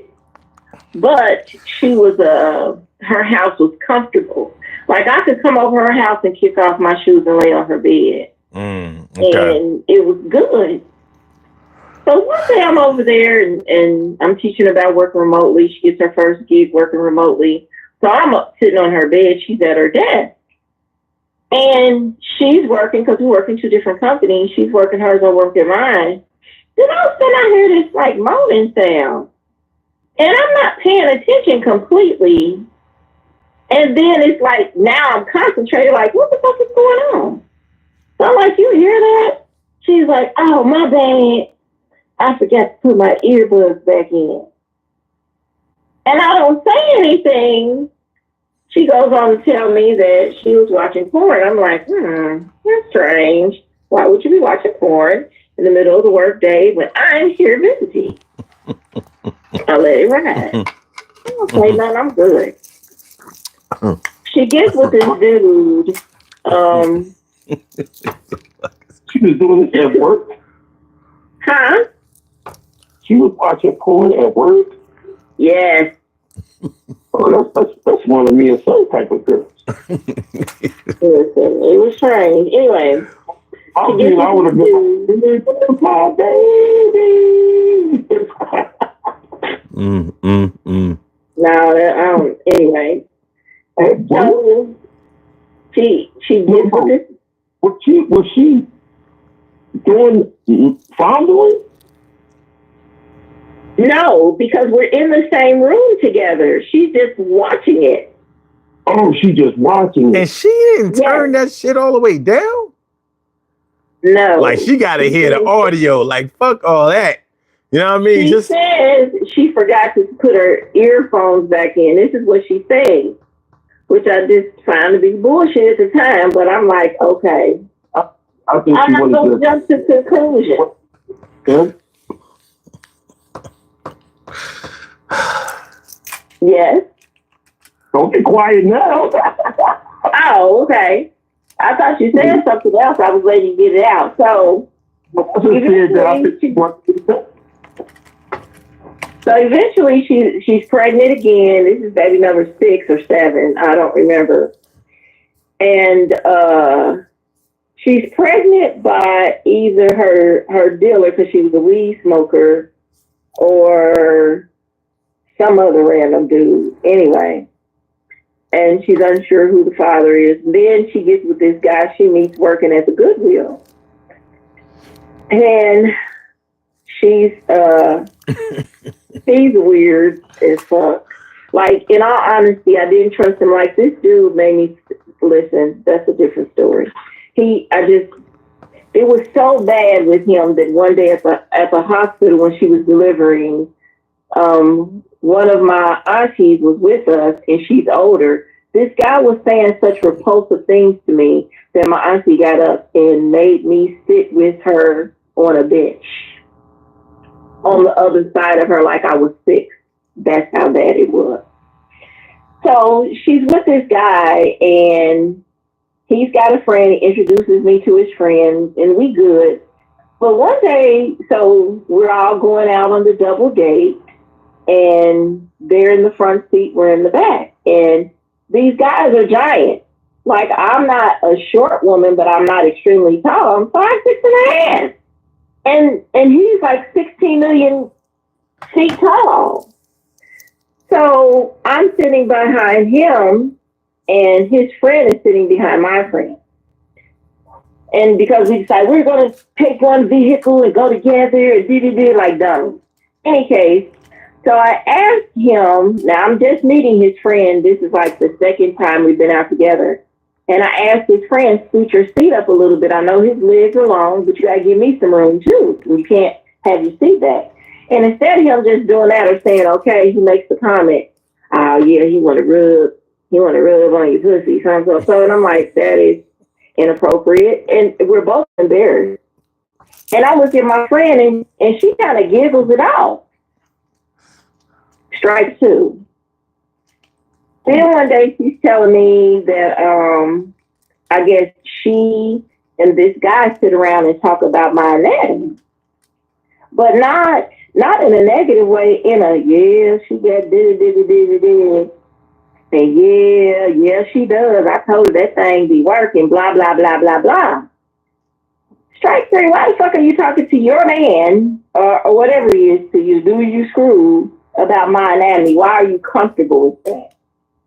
The final blow is she is the type of person that when we hung out, if we were going to do family things, I'd go together. But if it was like us going to a club, I'm not going to the club with her. Like, she has a way about her that doesn't work with my lifestyle. Mm-hmm. And so I'm not going to be associated. So we can't go to the club together. We can go out to the Chuck E. Cheese with the kids. She's one who tried to invite me to go to hedonism with her. She talks a lot invited about you to go where? Hedonism. Oh shit, hedonism. Oh, okay, all right. Freakinism. Yeah, that's what it is. Negativism, whatever you want to call it. And she talks a lot about threesomes, blah, blah, blah. Well, one day she calls and she's real pissed off. And she's angry because dude tells her, I want to have a threesome. And she's all for it until he says, with old girl, talking about me. And so now she's pissed off and she's telling me about it. And I'm like, well, I didn't tell him to say it. And yuck. And what you mad at me for? It's the yuck for me. Yeah, because I that's never been a no. Anyway, then the next thing I know, this bitch is on this after she has this baby, 6 or 7. I think it was 7. After she has this baby, all of a sudden, this motherfucker gay. This is she's fucking with women only. Oh shit. And I was like, this moment, this motherfucker got a lot going on. I should have never. Too much going on. And I had to remove myself from her world because she had far too much going on. What's the thing? Talking about Tyler Perry. She couldn't. She could do. There could be several Tyler Perry movies about her life for real. This chick is fucking Jaguar right. What the fuck? Yeah, she's something. and now, from my understanding, she's back to just dudes, and I guess she's in a relationship with the dude I was introduced to. Yeah, she flip flop. So that's what I'm saying. She's the type of person who has too much going on, far too much. She got a lot going on. If I look at the definition of whore, will they tell me that? Will it show a face of her?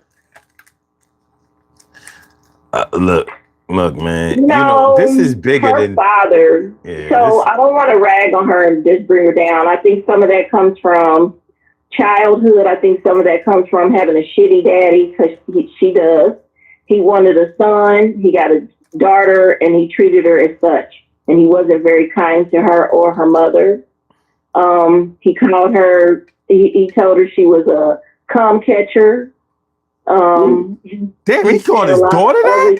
To her. He said that to his daughter. So I think some of that too comes from having a shitty ass parent in your life. Yeah, it's ideal to say it needs to be 2 parents in the home, but we have to be mindful of when we say that. You got to add some extra words in there when you say 2 parents in the home, like 2 decent parents, 2 good parents. Yeah, her father is a shitter. Yeah, I definitely believe that. You can't just have. You can have 2 fucked up parents. That ain't no better than 1. Yeah. You got here called Denzel and he'll be due to rule of equalizer and send the rest of that motherfucker. Yeah. So I'm not going to put her completely down. I think some of that just has to do with how her father was. And you know, her mom is from the islands, and he put her, the only man she's ever known is him. He cheated with every woman in their little city, town, whatever you want to call it. And the mother resorted to just placing herself in the house, and she never came back out because she was so embarrassed and appalled.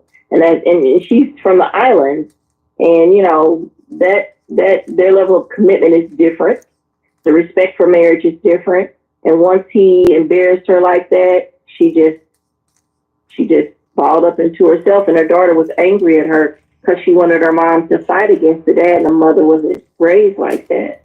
So you know what you think, because you know what she just did. What did she do? She did a DMX shit. She did the DMX concert where so DMX come out, get you all riled the fuck up, and at the end of the concert, and you happy as shit, he comes up with some fucking prayer and make you even don't do that shit. How you gonna have us all happy and laughing at what the hell you saying, and then gonna make us fight about what we was happy laughing at a second ago? You know what I mean, son? That story she just told has me with the level of concern as the same as I have for those Texas girls camping. You know what I mean? With the flash floods. That shit is fucked up. That shit crazy. It is.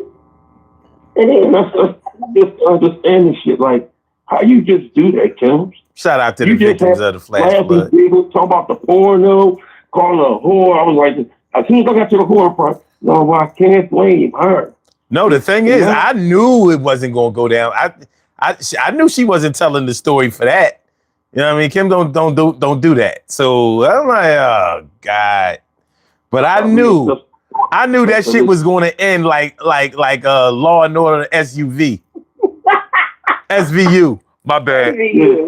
Yeah, you know that shit never end good, boy. They be like, so she was from fucking It Takes Two to Make Things Go Right down to the instrumental, the Beanie Siegel.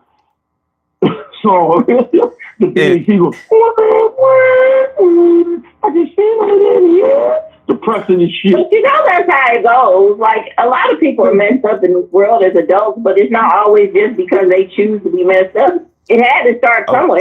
It's never because they choose to be messed up.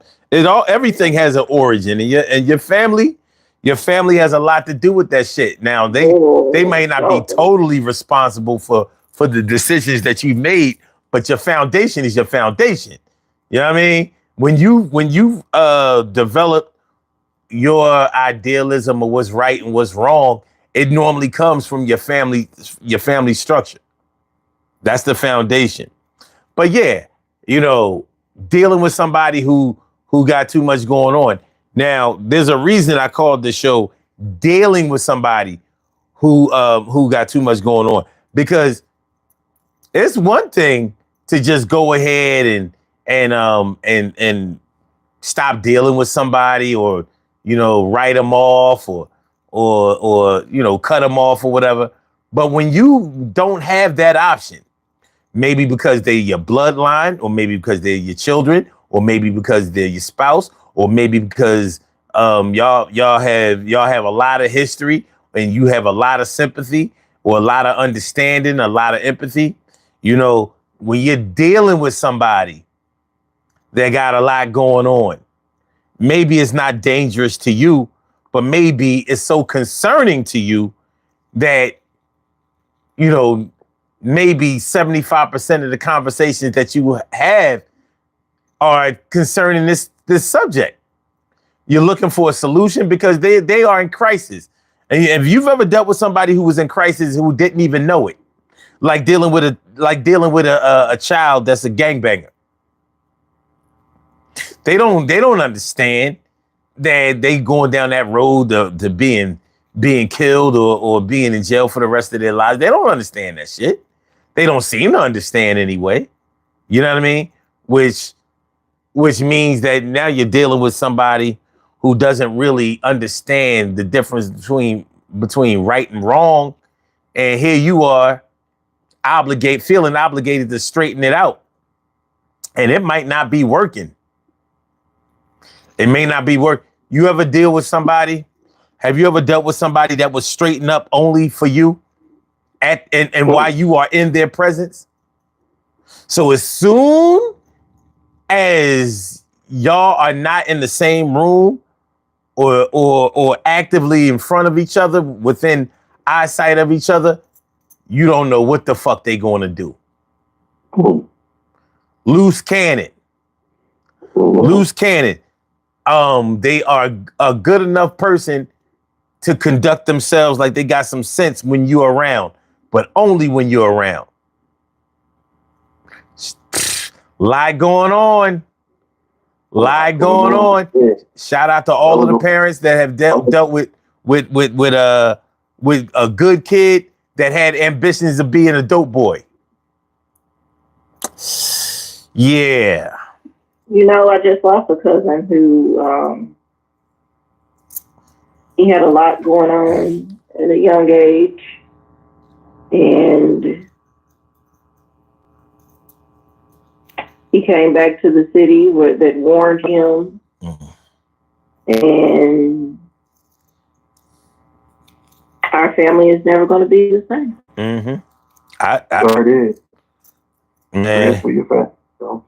Yo, when losing loved ones to the drug game, that shit is, or to the streets.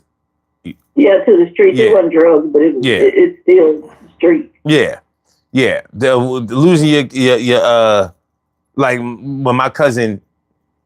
Anyway, losing a loved one, to the streets, whether it's drugs, money, violence, whatever, it doesn't really matter.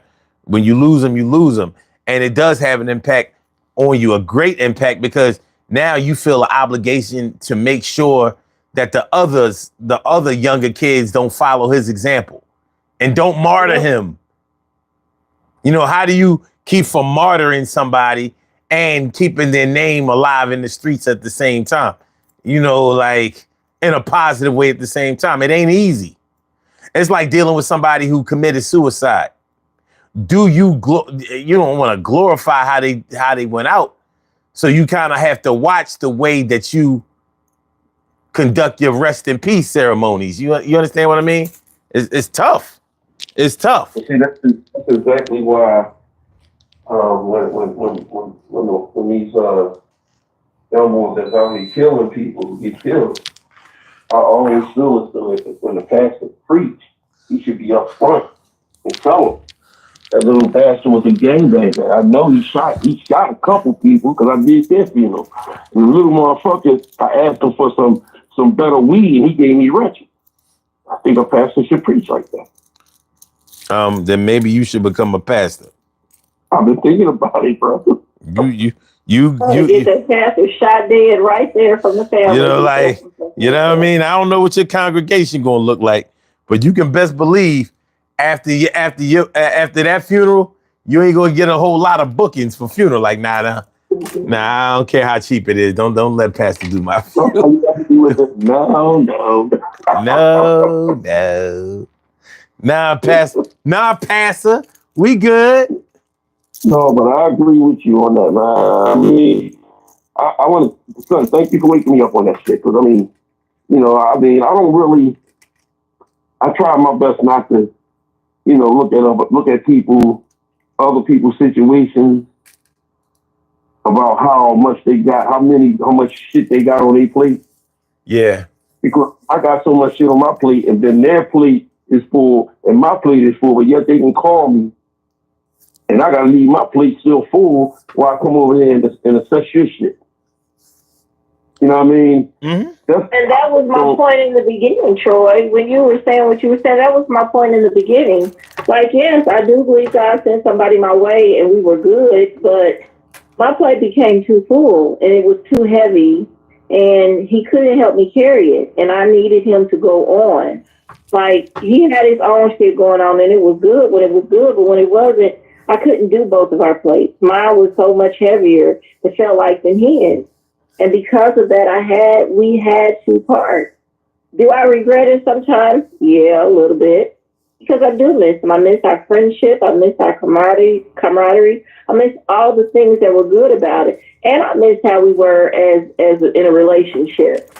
There are a lot of positive things about it that I miss, but at the same time, and in that moment, it was too much. And even like I say right now, mine is too full. And when you say I don't have tolerance for people, I have to slow down sometimes and be a little bit more patient. I hear what you're saying. I get it. But the reality is I don't have that. I don't have room for half stepping. Like son said about a parent who was dealing with a child who has a lot going on. My son has a lot going on. When you talk about suicide, that's what I worry about every waking minute that I breathe. I worry about my son and suicide all the time because he says things to me that concern me. And it's not a lot we can do about it at this point. So because of that, I don't have room to bullshit with anybody. And I admit I have a lot going on. I'm trying to renovate a house. I'm trying to get businesses off the ground where they're making real money. And I'm dealing with my son. And now a mom who's going into dementia and a dad who's over 80 years old. That's a lot. Not to mention the rest of the family shit I'm dealing with. So that's why I hear what you're saying and I understand it 100%. And I wish it was different. And that's why I say that whole thing about being in love, I wish I had that because maybe it would make a little piece of me different. But I've never been there. So it makes me seem like I'm a little cold, but I'm not cold. I'm a very loving person and I have a lot of love to give. But it's going to take somebody with equally as much patience with me for me to have equally as much patience with them. Yeah, I could dig it. So it goes both ways. You know, because because I can admit I have a lot going on. I know I do. And I can say it openly. When I meet, I say I have a lot going on. That way we don't have to waste time. No, I understand. And being self-aware that you have a lot going on, it can really help a situation be, go smoother because at least you're being honest. You're not trying to, you may not be trying to warn somebody away from you or ward them away from you, but you're trying to let them know, like, this ain't a piece of cake right here. This ain't sweet. It ain't. Not right now. Right now, I wouldn't be offended if you looked elsewhere. Because even if I was I wouldn't want to talk to me right now. I wouldn't want to deal with me right now.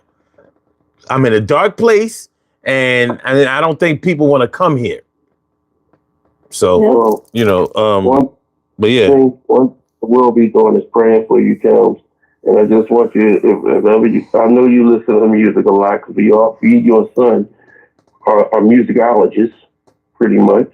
And that's our Friday slogan, the musicology session. At the end of the day, the battle is not yours, it's the Lord. Oh my God. And that's the only song I can. That is the two songs I listen to is "The Battle Is Not Yours, Is the Lord" and Kurt Franklin, "More Than I Can Bear." Them two songs alone have brought me from dark ass areas.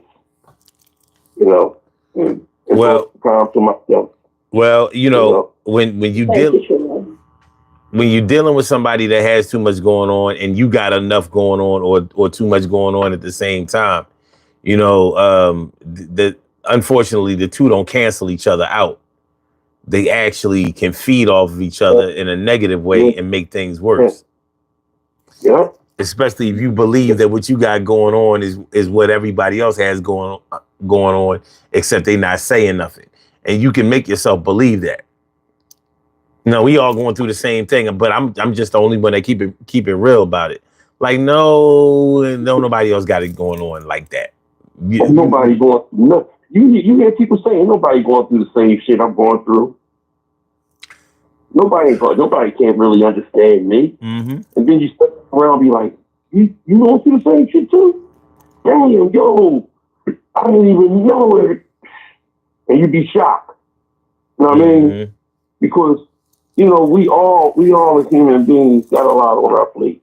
I just said, but I got a lot on my plate, even with just the mental anguish and, like you haven't really still got, like you still haven't got over your grandma. My mom passed away 5 years ago. Her birthday is this Friday. So I still, matter of fact, my mom and T. Carrie Wright's mom birthday is on the same day. And it takes me out because I still haven't forgotten. Every time I gotta go to South Philly, I go to Philly, I gotta ride by the cemetery that she's buried in. So you have to, and I got family, all other family members, friends, and boys, and all, and aunts and uncles buried out there, but my mom is buried out there. Like today, I just drove past her on my way back home, and I screamed. I said, "Mom, well, one of our young cousins is up there with you, Mom. So I'll be there to see you Friday." And that's the thing about it. I hate being part of the parent fraternity of people who's lost parents. Like son can understand. I hope and pray that you don't have to understand that at any time soon, Kim. And my mom passed in 2007. I didn't even know that. I'm sorry to hear that. So you part of the. So when I say mom, I'm talking about my stepmom, but I love her so much, and I couldn't ask for a better second mom that I can't call it anything different. I love the fact that you took the step off of it, because when you put step on it, it makes like when you introduce her, if she does so much for you as a mother, that's your mother. When you put step on it, it takes away from, and then when I say her, I'm talking about her. She's mom, you know what I'm saying? But I lost my mama in 2007, and my grandmother in 2012. So, I mean, that's the thing about it. And, the son lost his pop in 2020, right, son? 21. Yeah, 2021. I'm part of that fraternity. So, regardless of anything, we still have a lot of mental baggage in our head. Whether it's about that, whether it's about bills, whether it's about relationship, whether it's about work, whether it's about other family members. Sometimes we carry so much baggage that we shouldn't carry because we come from a purpose of giving a fuck and caring. But I think we all carry it now. Like in this world we're living in right now, I believe we all are suffering from some kind of something. No, that's a fact. Especially our group, especially Black people, especially the Gen X, but it's everybody. I believe we got kids who are carrying the weight of what we're living in right now because they don't know what tomorrow's going to bring as far as their education. We have people who are wondering where their health care is going. I think we all have the weight of this. Even the stuff that happened in Texas, I cry about it every day. I didn't know any of those girls. I didn't know any of those people, but as the numbers rise, my heart breaks even more. Because I'm like, how are we living in this world right now with these things happening? What is going on? Every day is like, what the fuck? Every day is. So I believe we all have a lot going on. This country has too much going on. And it starts at the head of the state. And that's the bottom line on all that. But like I said, man, it's always a pleasure that when you get on the phone and you talk and you realize certain situations and it's not even being put in my place, it's being taught something different. It's enlightenment. You know what I mean? It's good to know that. You know what I mean? Mm-hmm. It's good to know that. Because having a lot on your plate, I can lighten up on having, I look at things differently sometimes, man. And I wish I wasn't the person that I was and I didn't give a fuck about things or other people's burdens or even my own shit. I'm sitting up here right now going through so fucking much that I'm like, I really honestly Music, I never, when they say music comes to savage beats, music has been my refuge. Music has been my refuge. You know, because it's the two things. Son calling me unexpectedly and music.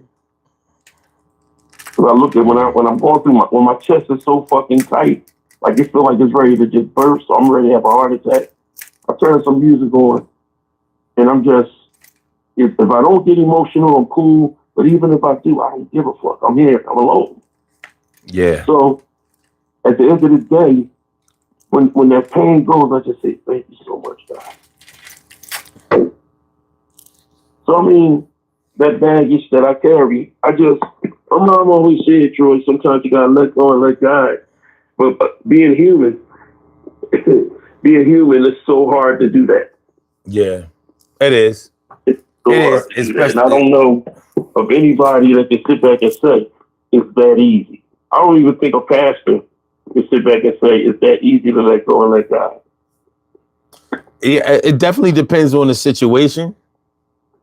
You know, because just like anybody else, you're going to pick your spots. Well, I said, it depends. I think that a lot of it depends on the situation. And just like anybody else, you're going to pick your spots where you feel comfortable and, you know, try to avoid the spots where you feel weak or vulnerable.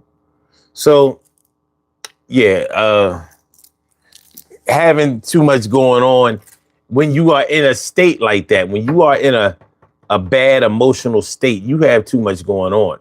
And you may think that you're handling it, you know, fine or, you know, as well as anybody else. But you also know when you're being honest with yourself and when you're being dishonest. And sometimes we try to convince ourselves that we're being honest with ourselves when we know we're lying through our teeth. mm-hmm. It happens. But what the guan? Let's do what the guan, man. What the guan? Okay. I think you just heard Jamaican on us that quick. All right, let's do these poll questions. All right, the poll question. What's the thing that a person has going on that will make you avoid them the fastest? 39% said criminal, on the run, court cases. 6% said a lot of kids, baby mamas or dads, a lot of kids and a lot of baby moms or baby dads. Only 6% chose that. 26% said mental problems, anger problems, emotional. And 29% said broke, on drugs, mad bills, homeless, needy as hell. Yeah. I want to change mine. I misunderstood a little bit. Oh. Well, I know you can read. So I'm going to just blame you for that. So what you changing it to? What it is because the court part, when he said on the run, you know, I automatically thought like 2020 or Dateline or something. I didn't even think of somebody with like bench warrants or parking tickets or something, you know, bench warrant from parking tickets or something like that. I didn't even consider anything small. That's not one that would make me, you know, that would deter me from the first.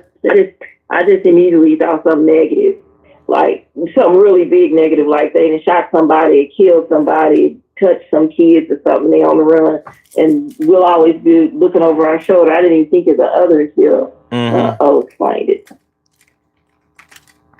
Yeah. There are a lot of different ways to you know, to have too much going on.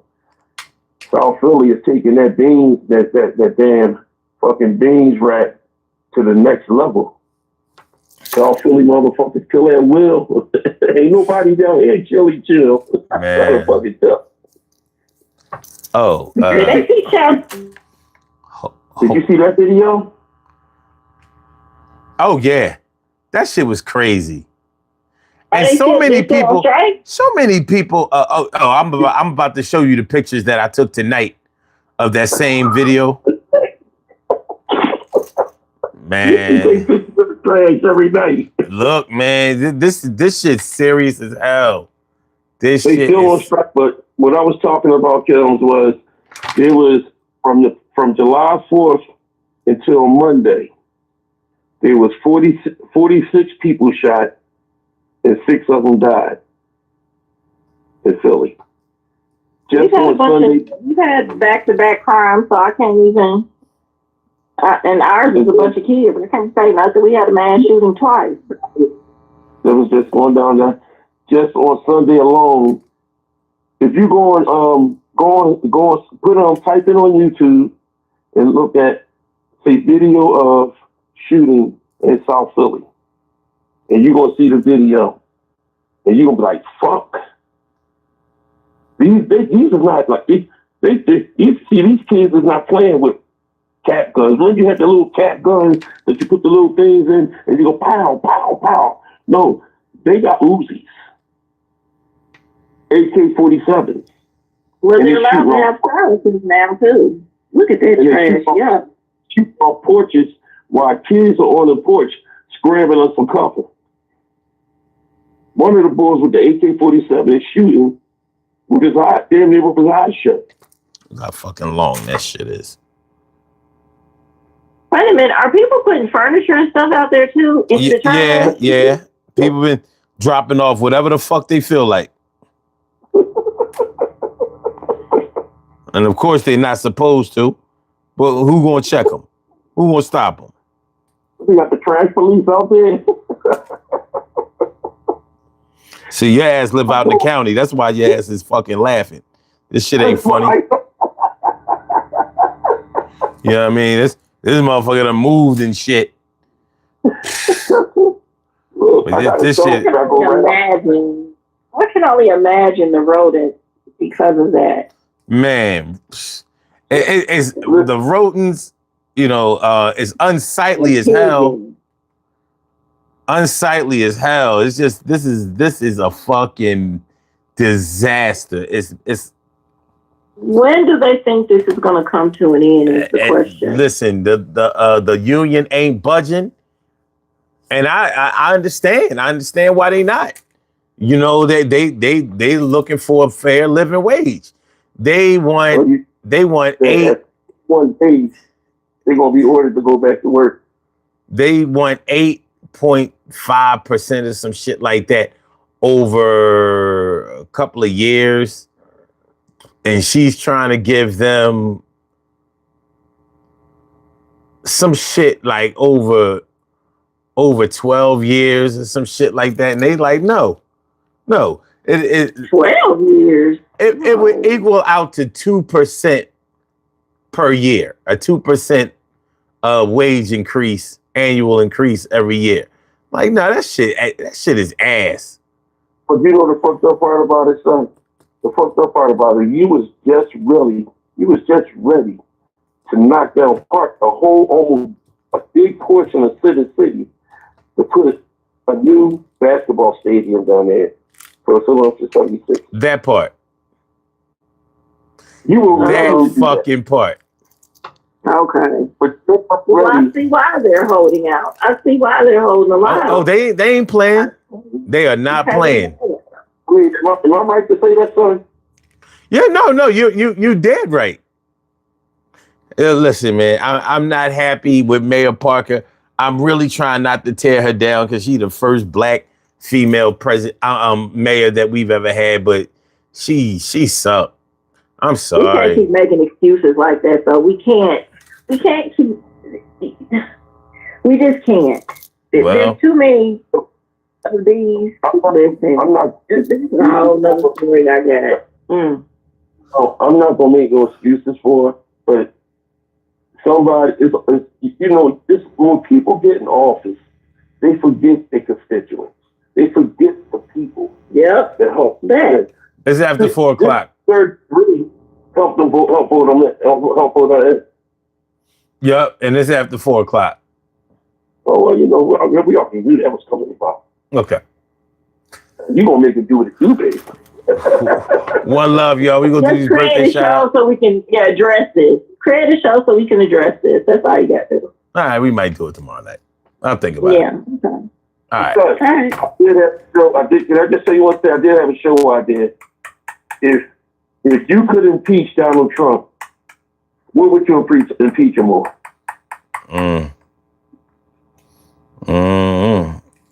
That's a good question. All right, we'll think about that. Think about it. I just wanted to, and I know Kim got about, she got ready to write down 50 of them right now. I will definitely think about that. All right, y'all. Y'all have a good night. Be safe. Much love, y'all. Y'all be safe. Everybody stay safe. All right, peace. Stay safe. Stay vigilant. Peace. All right. Good stuff. Good stuff. We have some birthday shout outs to do. Some people were born on this glorious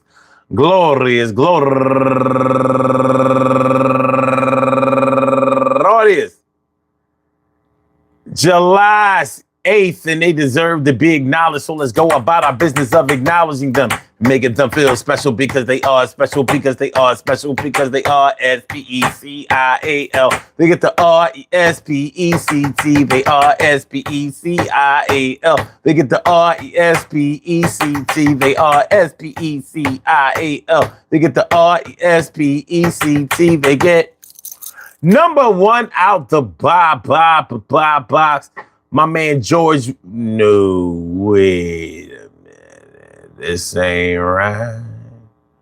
It ain't right. I gotta refresh.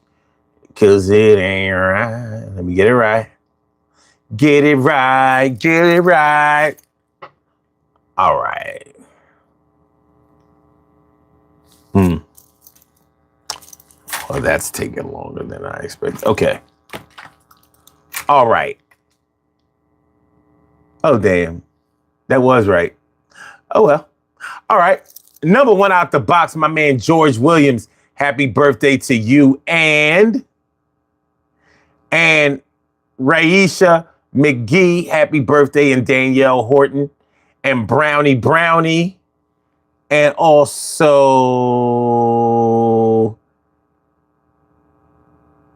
Maria MC. And last but not least, my girl Baker Starks.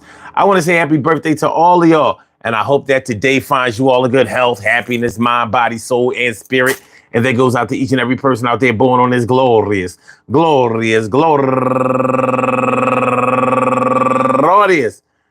July 8th, anywhere out there in the world, worldwide, internationally, and universally. All of y'all go ahead and turn up. But don't turn up too loud. Just turn up loud enough so everybody can hear you. Rock out. Rock on it to the damn, to rock out. Rock on it to the damn, rock out. Rock on it, do the damn thing. You do your thing, y'all. Represent the queens and kings. You do your thing, y'all. Represent the queens and kings. Good things happen to those who wait. Great things happen to those who grind. And anything can happen to those who go for theirs. So go hard, go for yours, and remember, a lot of people got a lot going on. You don't even know what to do. Nobody warned you about the people who come into your life. Sometimes they so chaotic, causing strife. Your life that you lead, you don't want to bleed. Nobody wants to make sure you get cut, but you like, what the fuck is going on with this crazy stuff? I ain't trying to be up on this thing. Nobody bluffs. I'ma keep it real with you if you keep it real with me, because sometimes your reality is more than I can see. And I don't want to see none of that. I close my eyes, but even when I close my eyes, I still look inside. I see really deep down in your soul, but I see the things that you're doing is going to put you in a hole. And then sometimes the hole is just a lot of trouble. Sometimes the hole is in prison. Yo, like Prism is the light that's going through the triangle, but you are on some other shit. Yo, what's your angle? I have to make sure that I straighten you out, but sometimes I don't have a lot of time, and now I'm trying to make sure that I get my own shit together, because sometimes the shit gets too heavy, and I just want to be breaking like the levees in the water's coming on down. Yo, I'm around. Yo, and I'ma still be here the next year and the next day, so I'ma have to find a way, and you gotta do the same thing for yourself. Take your ass to school. Stop being a fucking tool of another political beat down. What the fuck is you seeing? How are you part of this thing? And I'm trying to make sure that I'm raising some kings. And it ain't easy to do that. They want to stay a prince, and they've been like that ever since. Their mom was the one who gave them the coddle and all kinds of shit. And I ain't trying to be shot. And I ain't trying to see them out in the streets doing all kinds of shit. Yo, I want to meet the maker, but not until it's really time. I wanted to take my time to get old. Yo, record sold. A lot of people up in the venue. I'm trying to eat off your plate, but not off the menu. I say, yo, you got a lot going on today and probably a lot more tomorrow. Beg, steal, and borrow. Homeless and shit, couch surfing. What the hell? I'm trying to make sure that I have dollars living well. Tell you. Do tell who? I ain't telling no nobody. I ain't no snitch, you bitch. Yo, I'm just saying this thing. It's a little freestyle. Yo, ain't no thing. Yo, I'm gonna see y'all when. Yo, tomorrow night, 2:00 in the morning. Yo, just get up, yawning, take a little nap before the show comes on. If you're working that night, yo, you got it going on. Peace to my man Troy and also Kim and her over there, and can't forget him, my man Jay Sloan, Manifest Reality, TK, right? And everybody who came through to see. I can't forget Cheryl C and Cheryl Hudson. You know what I'm talking about. Yo, we ain't got to smoke bud, I should say. Y'all know. Anyway, yo, I'm going to see y'all tomorrow. Yo, the hell with today. Tomorrow, yesterday's a lost cause. Now we got to get into the new. That's how we do. And peace to you, and peace to everybody else, and yo, peace to everybody that's trying to increase their wealth and health. Peace, y'all.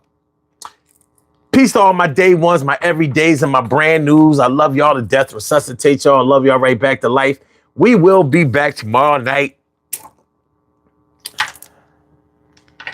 2 a.m. So make sure y'all come on through. Hit the like button, share the show, subscribe to the channel if you haven't subscribed to the channel yet. Thank you so much, Garado Legends. Appreciate you, my dude.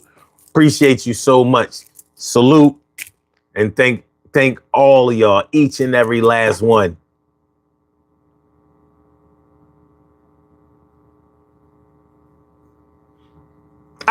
Peace, y'all.